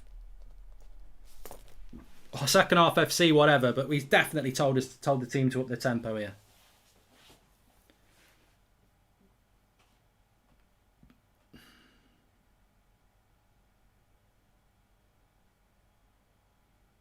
Half an hour to go. Yeah, on the midfield, I mean, there's a lot of people saying I can't believe he's not brought Donny on. On the midfield, he just doesn't want to change it. He doesn't want to change it. He never has. He never does. I told you before the game he won't bring Donny on, and he's not going to bring Donny on. Pogba with the blue shirt. France performance, says Rashid. Yeah. Well, this is it. You get these players on the ball and things happen. My only distrust in Ollie is around centre midfield. Selection and timing of subs. I think he's the best man for the club if he changes his stubborn ways. But it's a big if, says NMCC. Why not Maguire, Varane and Lindelof? CDM if no one coming on, says Thomas. Don't know what you're talking about there, mate. Thanks for the super chat, Reese. And Mark, I want a t-shirt with Greenwood, a generational talent. I wonder how many equalising goals he has provided, says Mr. Awillow.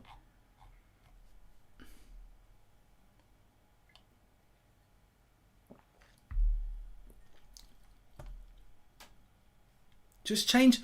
You see Ollie there turning around, celebrating the goal like he's Mr. It. Just change the midfield and you wouldn't even need to be coming from behind. Sort the bloody midfield out, mates. It's so obvious what the problem is with this team, and it's been for a long time. Got 5 assists, this Paul Pogba, this season.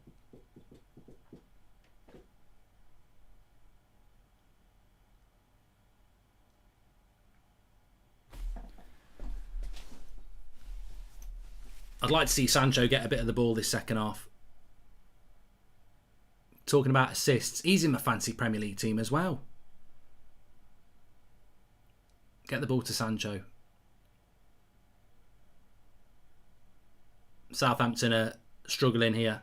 Good pressing by United. Rice or Phillips would do as well, says Reese. I mean, Basuma. Yeah, even Romu. I just think I'm fed up of saying it, but I think it's going to be something we have to talk about a lot this season. I mean, imagine when we're playing Liverpool and Chelsea, and even Arsenal's and Spurs and people like that. If Southampton's midfield can dominate our midfield, then that basically means anybody's midfield can.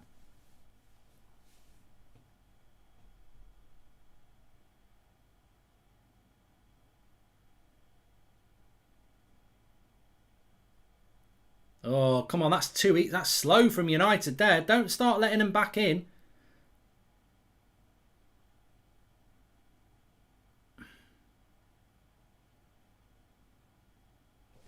Free kick to United. Kariki, what sub do you think I should do next, Kariki? What about McKenna? What do you think? Mikey, Feelany, what do you think? I can't bring Varane on. It's too defensive. I can't bring Varane on. But Jesse, come on, Jesse.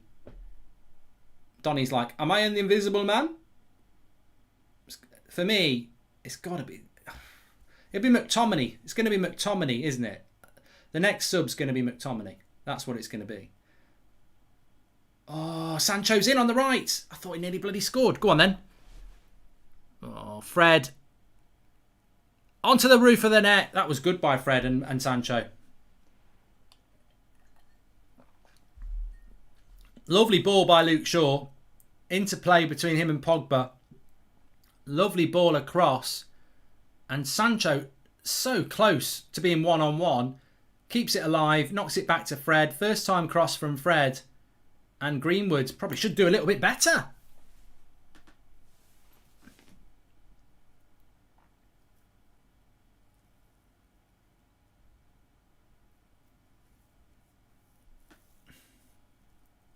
I think Ollie's trying to showcase attacking mentality, but he's forgetting about our midfield, says Prajwell.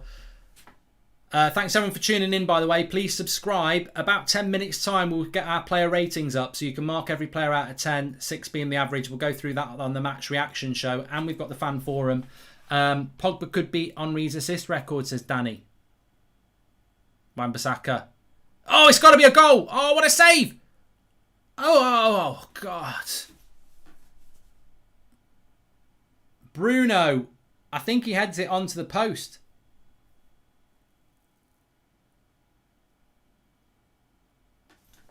Cross comes in. Bruno. No, he doesn't head it onto the post. It's a good save by the keeper. But I think it's a goal kick anyway. Bruno with the header from Wan-Bissaka. Good header. Keeper. Oh, I tell you what. It hits the keeper in the face. Could have been a penalty on Pogba. That's a corner, surely. No, I think he keeps it in.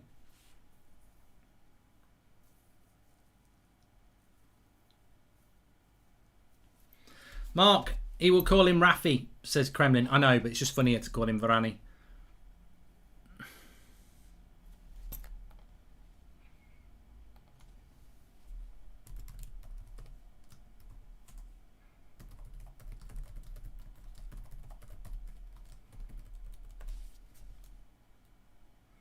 Here's Bruno. Good tackle.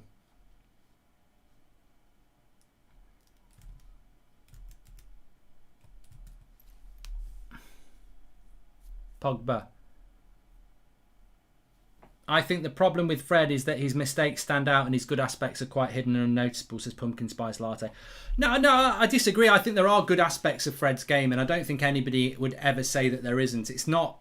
Fred's a very likeable player. I don't think people are you know, Ollie likes him. He's very well liked in the squad, 100%. He's hardworking, and he's well liked. But that's not. He's not a Premier League winning midfielder. That's the problem. He does have great energy, tenacity. There's been time in his time here. I remember when I was doing the chart show and he was finishing like number one. He's a very good. You know, he's got good aspects to his game, but he's just not good enough. Just not good enough. That's the problem, is it? It's not that he's terrible. He's just not good enough. You could see him playing in a Southampton midfielder and frustrating Southampton fans, you know? But I think that's probably his level. He shouldn't be playing in a Man United midfield. I think that's the fairest thing I can say about Fred.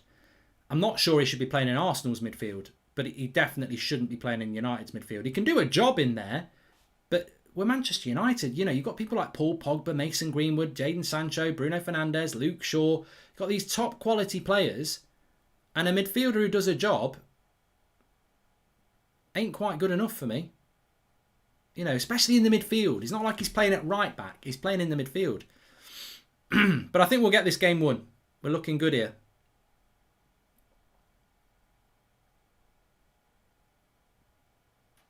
It's a trust thing with Donny. He just doesn't trust him.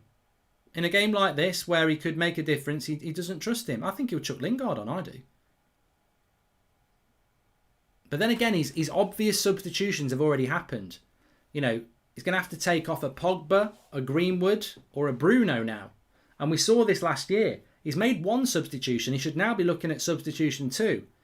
And this is quite interesting for Ollie because, you know, the obvious substitution is you take Martial off after an hour because he's only just getting his fitness back. The second substitution needs to be an attacking substitution. What's he going to do?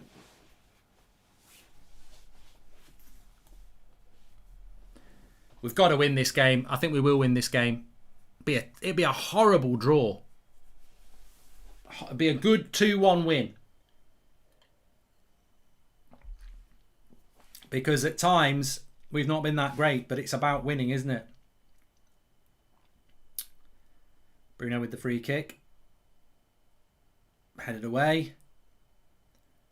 Oh, I'll tell you what. Was that Greenwood? Yeah. Volleyed it wide. 70 minutes in and no sub, says Jay. We have made a sub. Sancho, 10 minutes ago. Fisher says Bruno's diving. Who's playing striker? It looks like Pogba, says JJ Smith. Well, Southampton are about to make a substitution here. Remember they lost their opening game as well.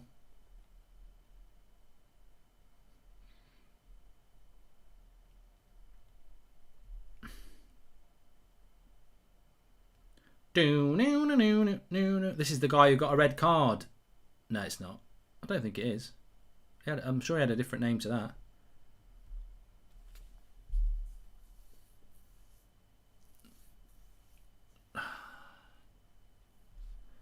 that. Please subscribe, by the way. Bottom right hand corner. We're on the road to 100,000. We're on 95,300 at the moment. So bottom right hand corner to subscribe. Thanks everyone who's tuning in. I will have my match reaction coming up after this. I've got loads of notes for the match reaction, and you will be able to vote for your player ratings in that, where it aggregates all your votes to give the most accurate Manchester United player rating system in the world. But hopefully we'll be talking about a win here. We're definitely playing more like we did against Leeds. Southampton are getting tired, and we're playing a lot higher up the pitch second half than we did first half.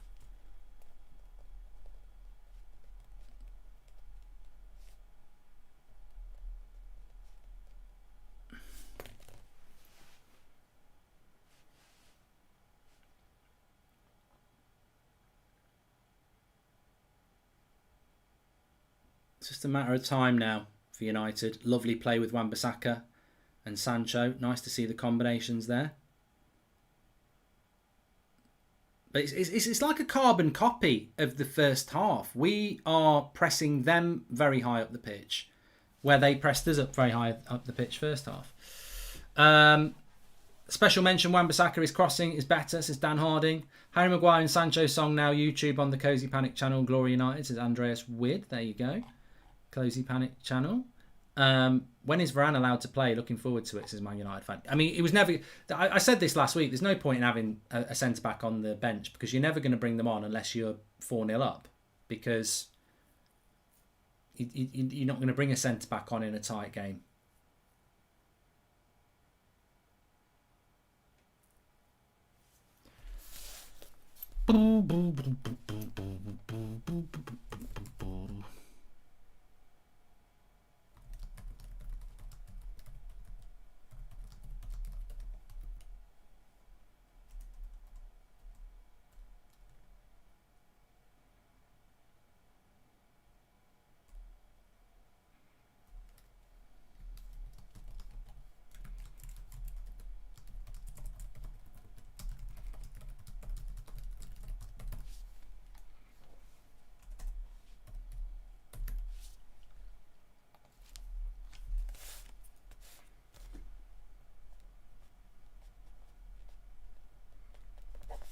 It's been hard work this game, hasn't it? Harder than it should have been? Maybe. I mean, you can't disrespect Premier League teams anyway. You know, you will get games that you think you're going to win. Fred diving in again there. Don't like that. But wins the recovery tackle well.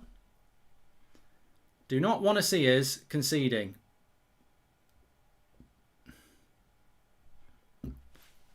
Welcome to the Members Club, Seamus Kenny. McTominay, told ya.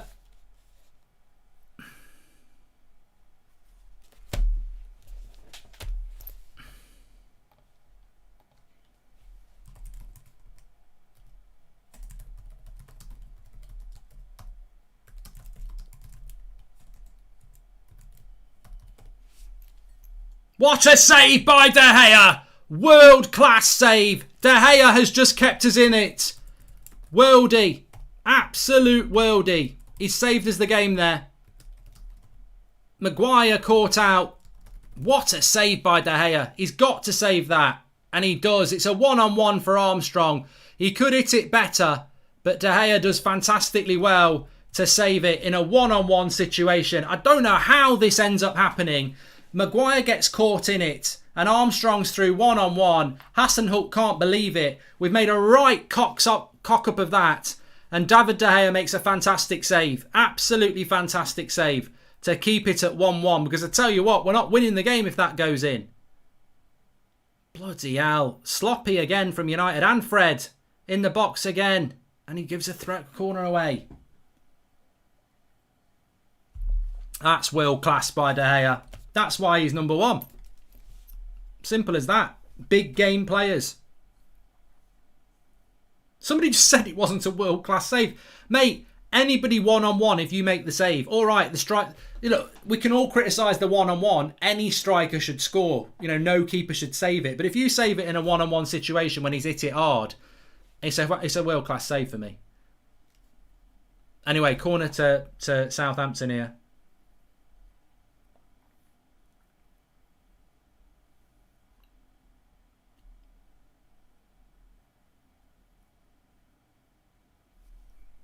Ward-Prowse. Oh my God! Set piece twats again! What are we doing? Bloody hell, it's just gone across the face of our goal. It just needed a touch and we're 2-1 down again because we missed the first ball. I don't know what's going on here. Absolutely terrible at the back here. United on the set piece again. Ben White benched, says Stuart Bates. £50 million. Well, then again, we've got Varane on our bench. I don't know what we've just done on the corner here. Cross comes in. Oh, here we go. Zonal marking again. Pogba loses his man. And I tell you what, we may as well not be there. Nobody's marking anybody. So lucky. Zonal marking again. Still zonal marking on set pieces. Bloody hell. Fred's off.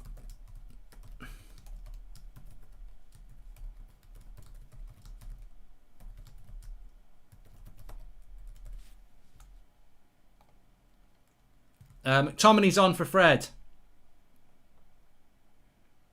Maguire's going to get booked here.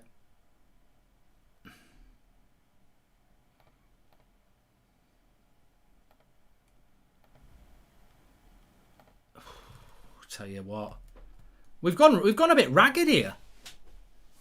Southampton have found a second wind, and United have gone a bit ragged. Ollie out, says Des Reynolds.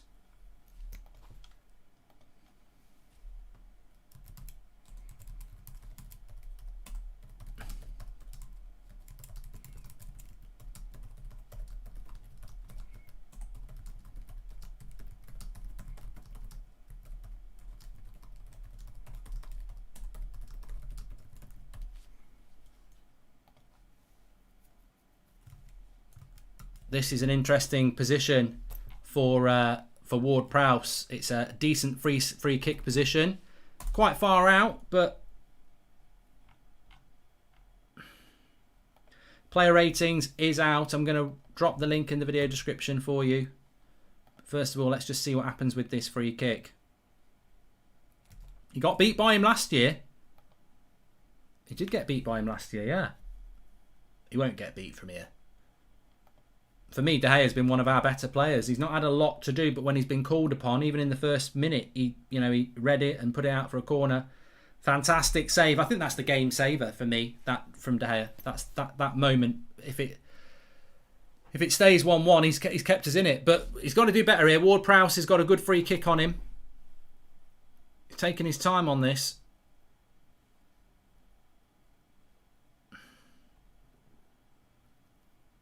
Player ratings, link is in the video description. Mark every player out of 10, 6 being the average. Star for your man of the match. You can do it now if you want to, get in early.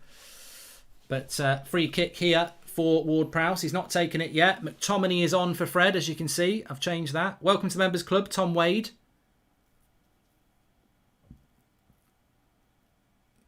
It would just be bloody De Gea's luck that Ward-Prowse pulls out a worldie here. He shouldn't really shoot from there. And De Gea just palms it away. And now Pogba's on the attack. Pogba's been very good today. That's a foul. That's a foul. We're drifting a little bit. We're drifting a little bit here. Good punch out by De Gea as well. He got some good distance on that.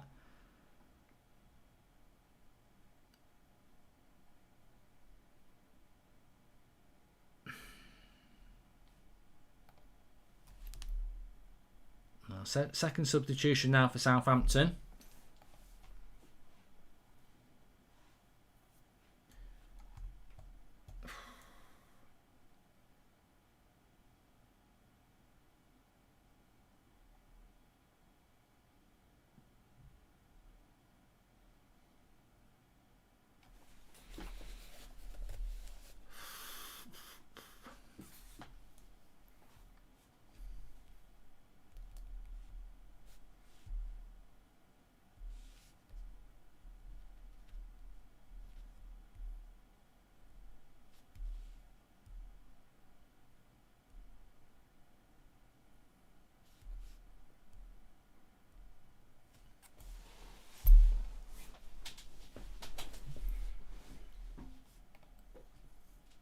Minutes to go. I tell you what, this game has drifted more than I thought. I really thought it was a matter of time for when we were going to score. And so far, it's not actually gone that way, has it?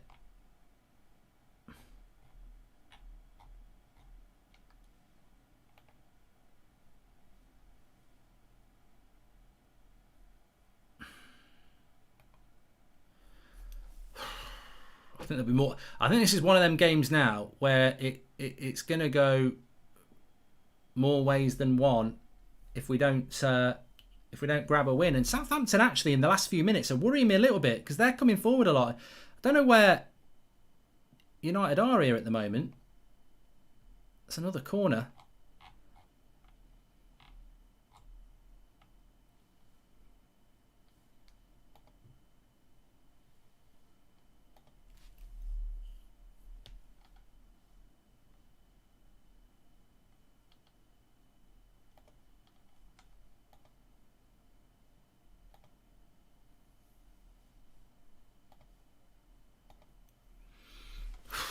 Getting a bit nervous here, people. Fred,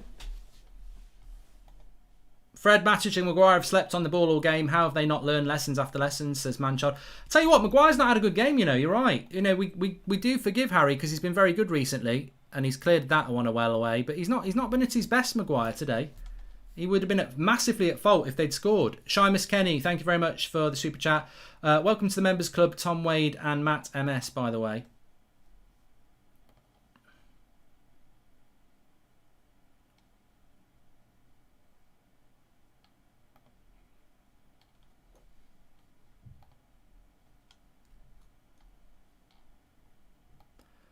But, I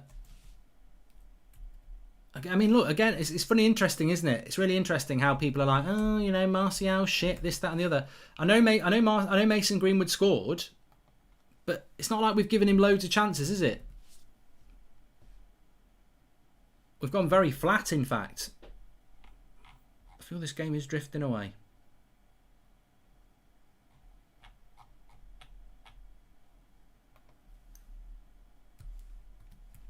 Ref plays it on.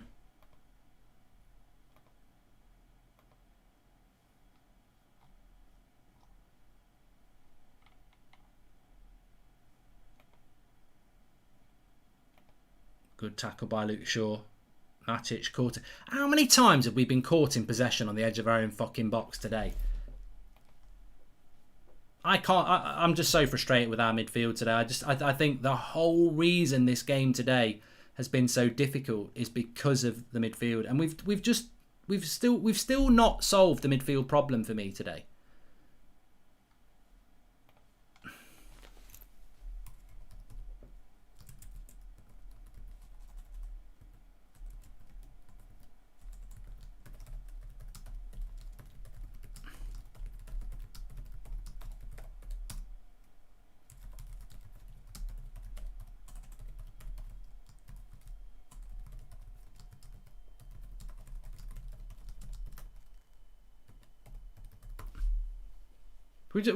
I was just thinking about it then. We've just not been very good today, have we? We haven't. And I hope we can win it. Come on, Sancho. To Greenwood. I hope we can win it, but we've just not been very good. Lingard. I told you! I fucking told you! Lingard before Van der Beek. I told you this before the game. cash your checks now. I bloody told you. What did I tell you? How can Lingard be coming on before Van der Beek?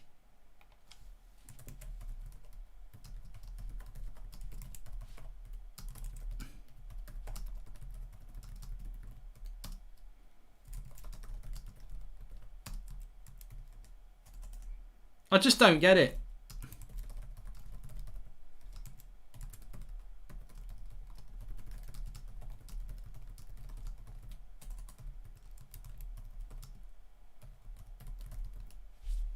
It's the ignorance. It's the ignorance of Van der Beek. I mean, I just don't understand it. I don't understand it. I'm past. Well, I don't understand it anyway, but I just don't understand. In a game where the midfield has been shit, like even McTominay's come on and not really done anything.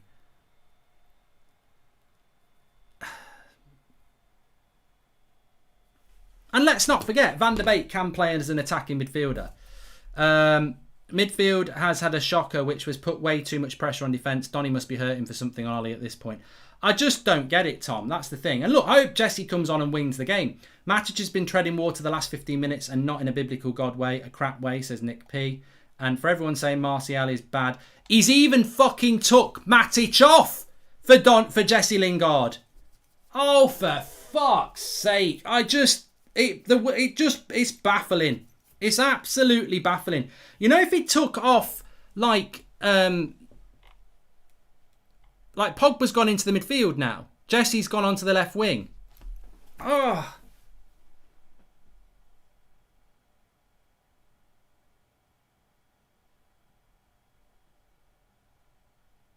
And he's won a corner there.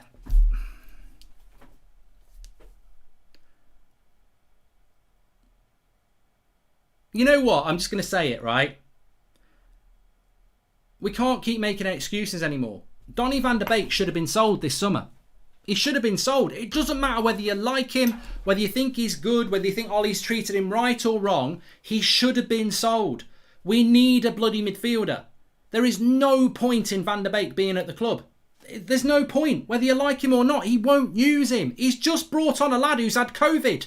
He's only been training for a fucking week.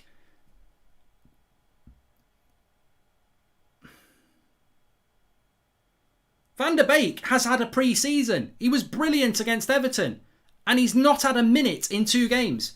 And we are playing people who've just come back from bloody holiday, who've had COVID. I mean, we just should sell Donny van der Beek. We should just sell him. The scary thing is, I said this at the start of the game. I think he's probably behind Lingard now. I bet he'll bring Lingard on before he brings Van der Beek on. Like, you've got no chance of playing games for Manchester United in the midfield. When the midfield's shit, he's started Matic and Fred. He's brought McTominay on. He's now put Pogba back in there and he's brought Jesse on there. He'd rather bring Jesse on than put you on in the midfield. Like, I just don't... It's not... Look, I really hope we can win this game. It's not about that. But I just don't see the point in Donny van der Beek being here anymore. It's just a constant frustration for the fans that here's a player who could make a difference. He may as well be at Juventus because he's got more chance of putting a United shirt on. He will not use him.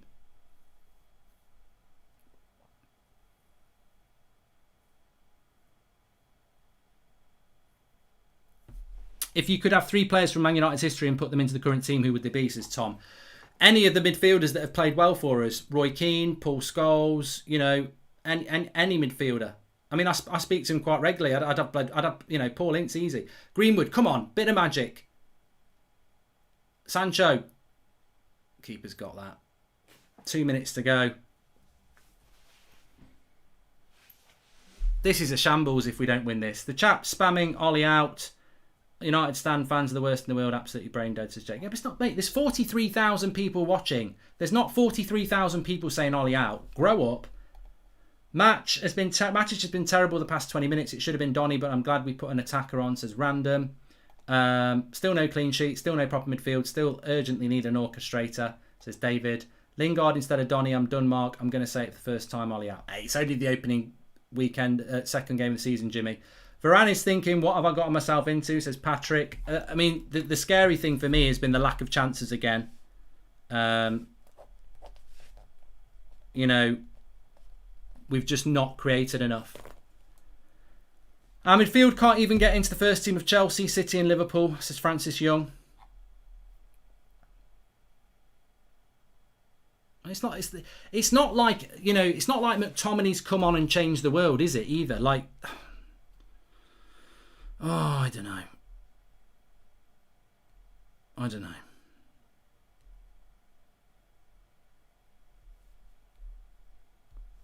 The thing is, just don't get your hopes up. Don't get your hopes up. This should have been 6 points and we were dropping points to Southampton. Please subscribe, by the way, bottom right hand corner. And remember, it's going to be very interesting on the match reaction. You can do your player ratings and mark every player out of 10, 6 being the average. We'll be live straight after this doing the match reaction. I've taken a lot of notes, but this hurts today. You know, if David De Gea doesn't make that save, we've lost this game. And I hope we can win it late on, but it'll be one of those wins you look back on and go, look, maybe we can challenge for a bloody title, because, you know, winning when you're playing badly is a very good trait to have. Here's Luke Shaw. That needs to go much quicker there, Luke. Good tackle, McTominay. He's won it. Get up. Get up. Terrible ball. Wins the second ball. Jesse, give it to Sancho. Come on. Come on, Jaden. Hit it. Yeah, it's got to be worth a shot from there. Come on. 5 minutes added on. Plenty of time. Plenty of time. Referee! Bloody hell, ref. It's a scissor tackle. That's a bad tackle, that is. He's going to book Pogba. Pogba knows. Fucking Pogba's right to go in on Che Adams there. God, this ref's a toss pot. An absolute tosser. Watch this bloody foul on Bruno here. That's a scissor tackle. He scissor tackled him. That broke Fofana's leg. And Pogba gets the tackle. Bloody hell. Ref's a twat.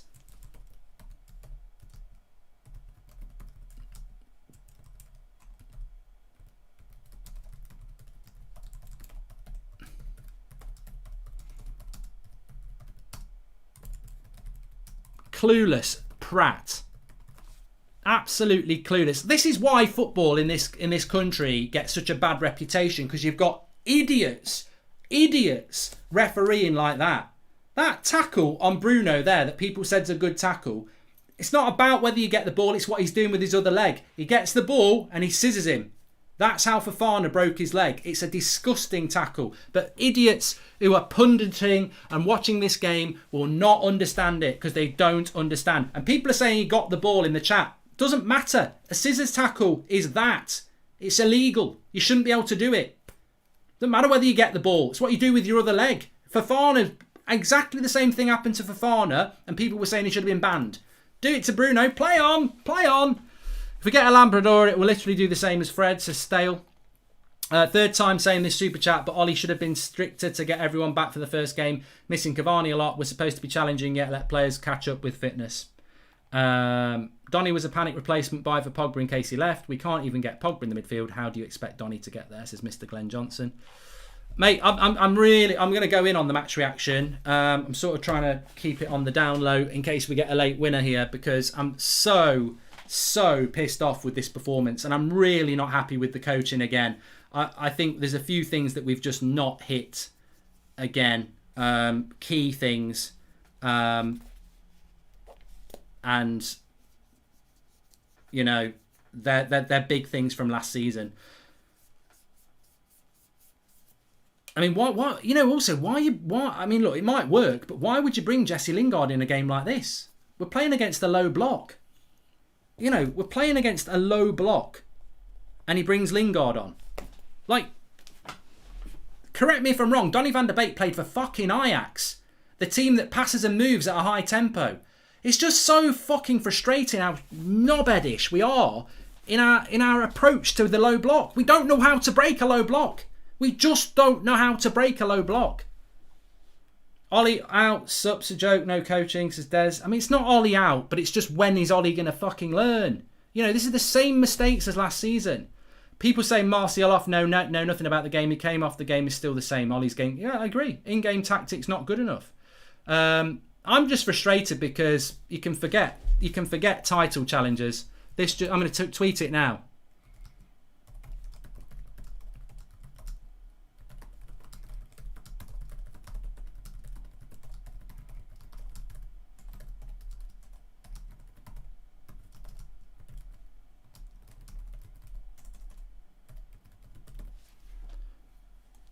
Maybe one last attack. Poor ball by Wan-Bissaka.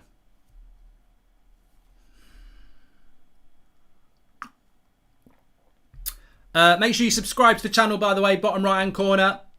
We were very close to 95,000 last time I checked. And thanks to Wash and Go.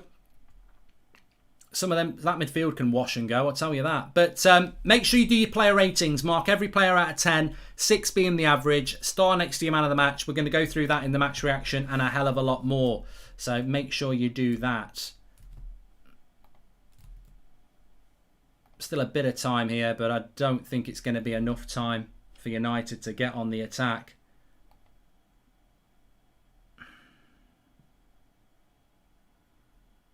Pogba. Oh, referee's played on here.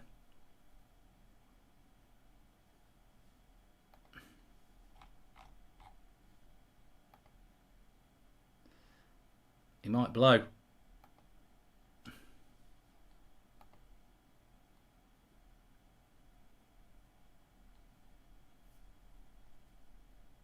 Ball over the top.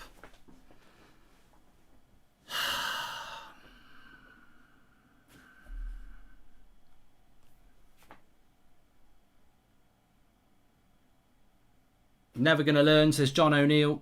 Ever since Maguire dallied and let Armstrong through, that big chance has killed our momentum, says Simon Shaw. Go on, Luke. Just whip a cross in. No. Still time. Maguire, he's playing on. He blows the whistle. Waste of fucking time. Waste of time. Mate, this is meant to be winning a title. You know, we're meant to be in a title race. Like, that is shit.